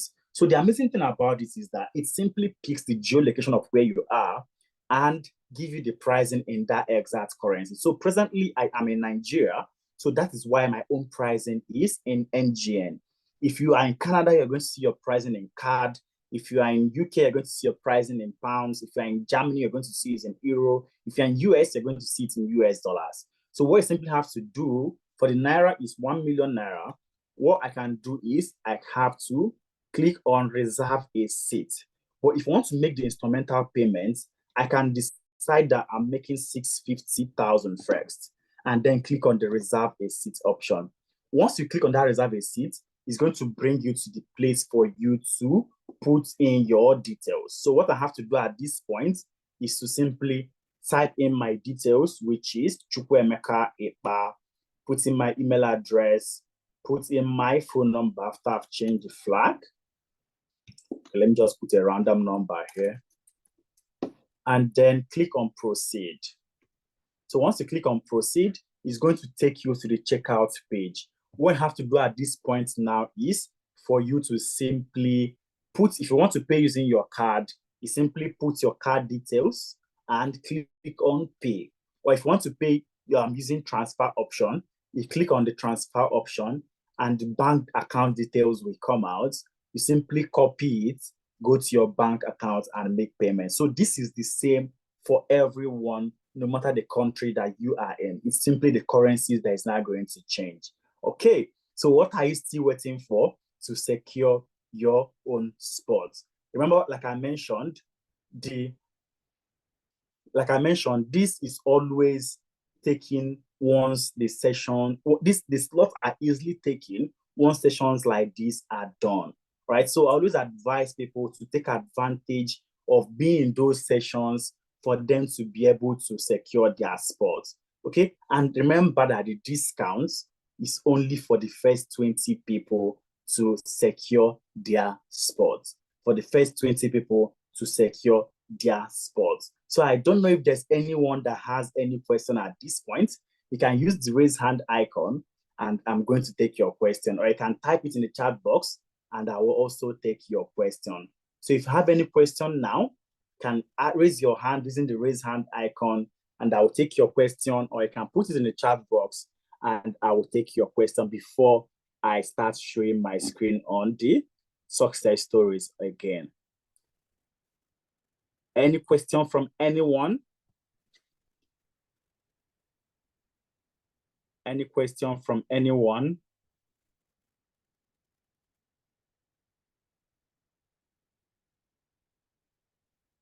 Okay, I believe we all understand every single thing that I've said tonight. All right, so quickly, I'm just going to share one success story so that we get also hear what others had to say pertaining to their own programs that they had with us here at Analytics.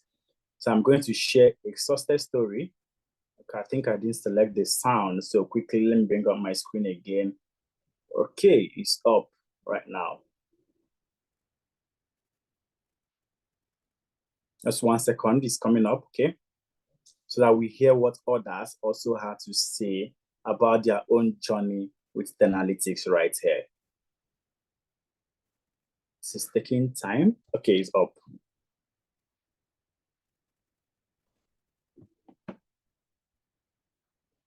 Okay, Abba is asking whether we do training for data analysis. Yes, Abba, we do training for data analytics, but for now, this exact class is fully for cybersecurity. But yes, we help people transition into data analytics. If you heard what I said at the beginning, we have 8 programs that we offer at analytics: data analytics, data science, full stack data science, data engineering, cybersecurity, agile project management, HR analytics, financial analytics, and of course, business analytics. So all these courses, we offer it end to end using project-based learning. Hi everyone, my name is Matt, and I was with the March cohort in 10 Analytics, and joining 10 Analytics has been the best decision so far. You know, for me, someone coming from a background of full housewife, because I had to stay back home to look after my child for 4 years, and then wanting to break into something new, wanting to go back into the workforce, you know, wanting to place myself in the society for better job opportunities. So it was a lot. And then I'm glad that Analytics came along, and then they presented me with so many opportunities right in front of me, better opportunities. And then I'm glad I took it.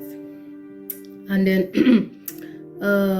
also the advice of do not sell yourself short, that Effie is always saying, it is very, very valid, because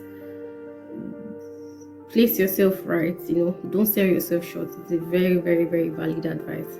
You know, in analytics, they will hold your hands like a child, you know, through the modules. You have the opportunity to go back and study. You have the opportunity to go back and practice. You have the opportunity to ask questions. You know, you have people you can always go back to, even outside of class hours. It's the most amazing experience so far, really. And then another thing is the interview prep, guys. That is another very important thing. I did my interview prep with Mr. Mohammed, and it is the best decision ever, because it was like he saw into the future. He knew what was going to be asked, and I'm glad that I wrote down all the things he mentioned. I went back to practice, and then when it was time for the interview, it was like everything he was mentioning, everything he mentioned, it was just they kept on. And then when I was answering those questions, I was so confident, you know, because I already practiced. I did an Excel test, I did a maths test, and then they were really impressed. And another thing is, guys, it may not come as fast as you expect. Definitely, you are going to get some no's, and then you may begin to think you're not good enough. You are good enough, yes. The no's will come, but always take it as a basis for learning and development, because after every interview where I got a no, I always make sure I get a personal feedback. So I work on those feedbacks for my next interviews. And yes, it worked. It really worked for me, because I got my first job 3 months into the program, my first job. But I couldn't take up the job because I was a student, and I was only eligible to work 20 hours. So I couldn't take up the job. 3 months later, I got 2 jobs with full visa sponsorship. And guys, all the other no's before the 2 jobs prepared me for the yeses I got. So yes, the no's will come, but do not give up, because you always have analytics to go back to. They are the best, and the best thing that's ever happened to me. And then yes, and they are the most affordable one I've come across so far, and that's a very good advantage. So yes, analytics for the win. Right. Fantastic. So we've heard what Ikmat had to say about her own transitioning. We've heard what Ikmat said about her own transitioning. When she joined 1 month into the program, she got a job, right? But she was not able to take it because she had limitations with her own working. But this was no accident. It was grit, determination, own working put into his every step until he became. 2 months after she finished her own classes, she got 2 other offers that she now had to make the choice of where she wants to be. Okay, so you see, like she mentioned, it is not always easy. So the first time, 1 month into the program, she got an offer. She didn't get any other one till 2 months after. and she got 2 offers, and she now had to make choice of where she wants to be in. And she had to also put in her own efforts. I saw someone that is asking, what's the success story of people that have trained in the past? Fantastic, amazing question, right? So if you go to our YouTube page, you see over 100 success stories of what people had to say.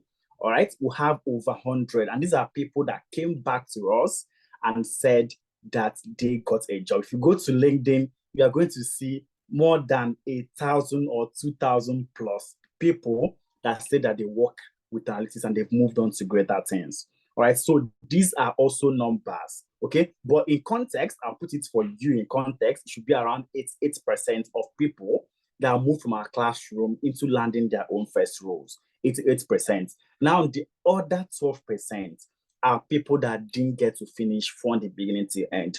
Remember, like I mentioned to you, it is 100% skill-based and employability learning. If you capture only the technical skills and you run away from the skill-based, from the employability skills rather, you are going to have a comma in your own landing roles. But when you put in the efforts, and also remember, we only will equip you with everything that you need to know. Applying to jobs is a job on its own. According to the last research we did last month, for it to land one job interview, you need to apply to 28 jobs every single week. 28 jobs every single week. Now, there are people that once they apply to one job, they will say, oh, this thing is not working, and they'll just walk away. But it is not like that. It is not. You have to make sure that if you meet the statistical number, and then definitely you are going to get it, which is why we've also implemented the job application tracker form, where all our students, once they apply to job, they go to the tracker and fill it in. When we see that, okay, this student is, we've not seen possibly, what's the name of the person that asked? We've not seen Jerry's name among the people that applied to job last week. There's no how Jerry is going to land a job, okay? So, but if Jerry, in the job of last week, we've seen that Jerry applied to 30 jobs. This week, Jerry applied to 30 jobs. Now, if Jerry doesn't come back to us to say that he wants to have an interview prep session with us because he's gotten an interview invitation, we'll know that there's a problem with Jerry's application style. We're not going to have a one-on-one conversation with him. But when Jerry is not applying to jobs, there's no how we are going to know all these things. So our own style is we're going to give you this technical skill, employability skill, and then you push to apply to jobs. And when it's not working, we're also available to make sure that we look into it personally to identify where the problem is. I hope that answers your question, Jerry. Okay, so if you have another question, please, you are free to drop the question in the chat box and I'll pick it from there. Or you can also use the raise hand icon and I'll comfortably ask you to unmute. Okay? You can drop it to the chat box or you can use the raise hand icon and I will ask you to unmute. Okay, remember the slot is only for the first 20 people, which 14 is already gone. 4 is already gone and it's just remaining 16. So I advise people to secure their own spot. You can use the first instrumental option or second instrumental option to secure your spot. Then 1 month into the program, you can now come back and complete the payments. Okay, I hope this makes sense. If you have any question, please, no question is too small. You are at liberty to ask me anything. You are at liberty to type in anything. Is it about the financials? Is it about the courses? Is it about the learning frame, the learning timeline? Please ask your question and we are going to take it for you. So there's even more, and these are still success stories of people and what they've done. Okay, this one is a reference letter request. So you can see what happened here. This person said, "This, I trust you are good. My name is this in so class. I'm about to get this job. I am done with the interviews and now they requested for reference. And I want to notify you that I'm giving out your email and name to the company. The company is in Canada where I reside, and that's Desjardins Group. And the role is performance analyst. Please kindly look out for communication from them. Thank you." And then the communication came. See the communication. The communication came in French. It came in French. And what did we do? We had to find a way to transcribe this French and then respond to them also in French for this exact reference. And then the said student also came back and said, I wanted to update you about the reference you assisted me with. I got an offer from them on Friday and I agreed to it. Thank you very much for all the support you provided at Analytics.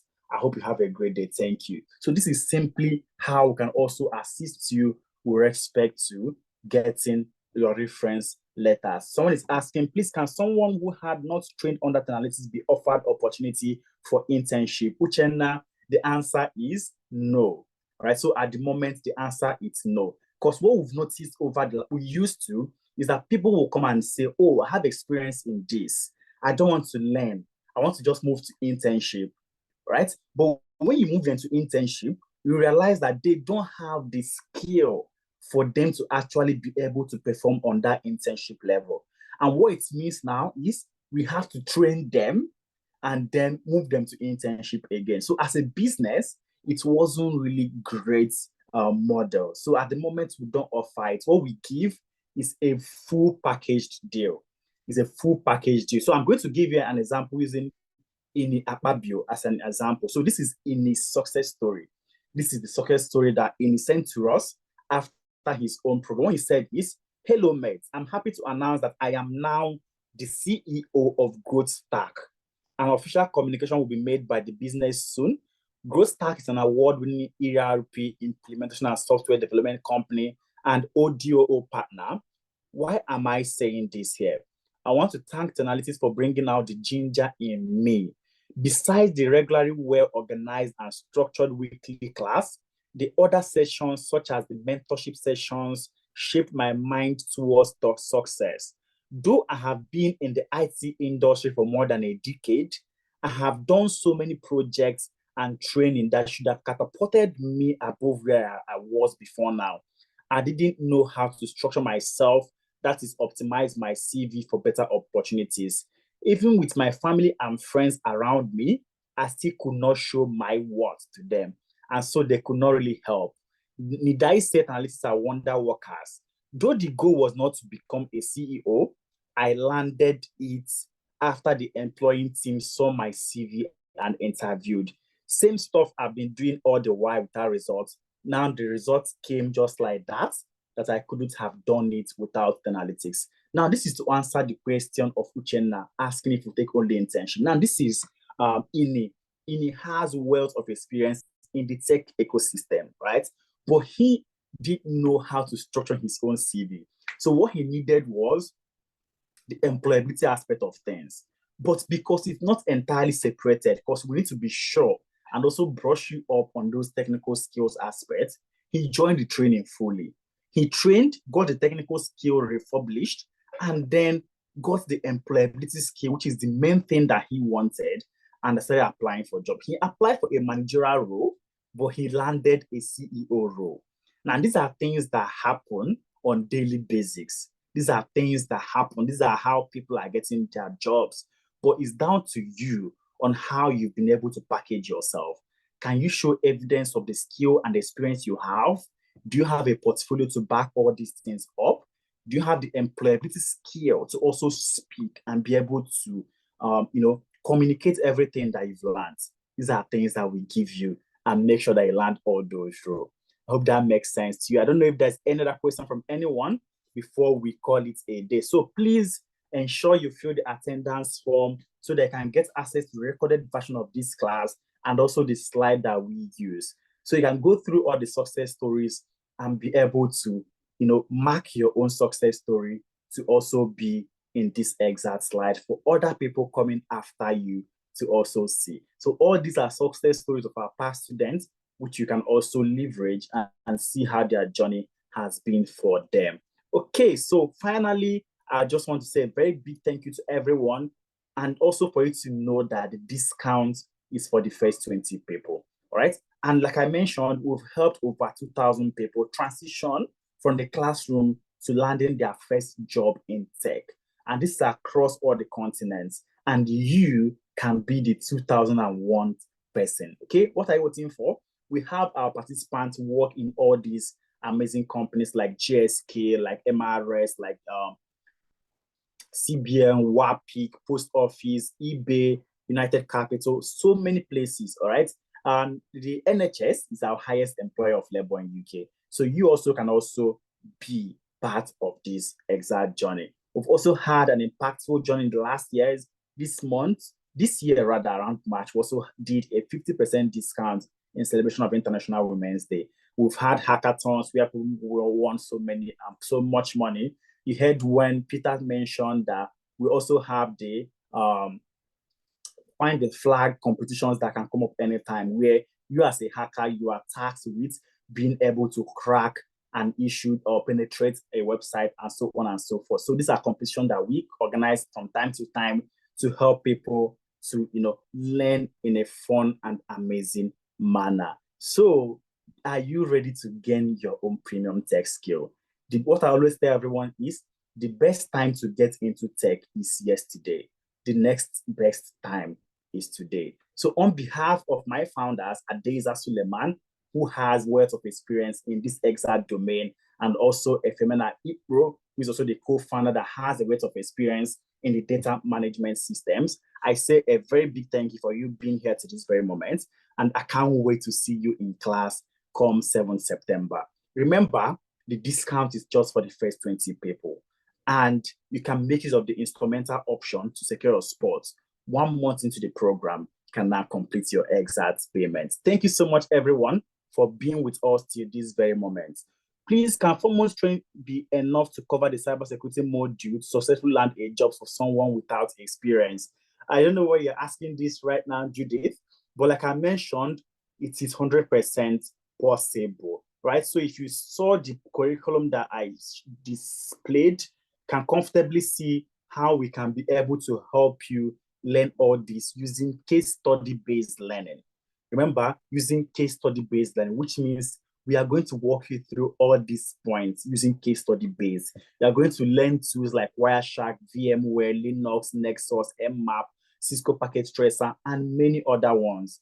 And all this is to make sure you have the skill and the experience to perform fully on the job. It's not a class where you come to start learning what is cybersecurity, what are the types of cybersecurity. No, you are going to learn practical straight using case study-based learning. Judith, I'll be waiting for you in class. Your name sounds familiar, actually. I think I've heard from you before, Judith.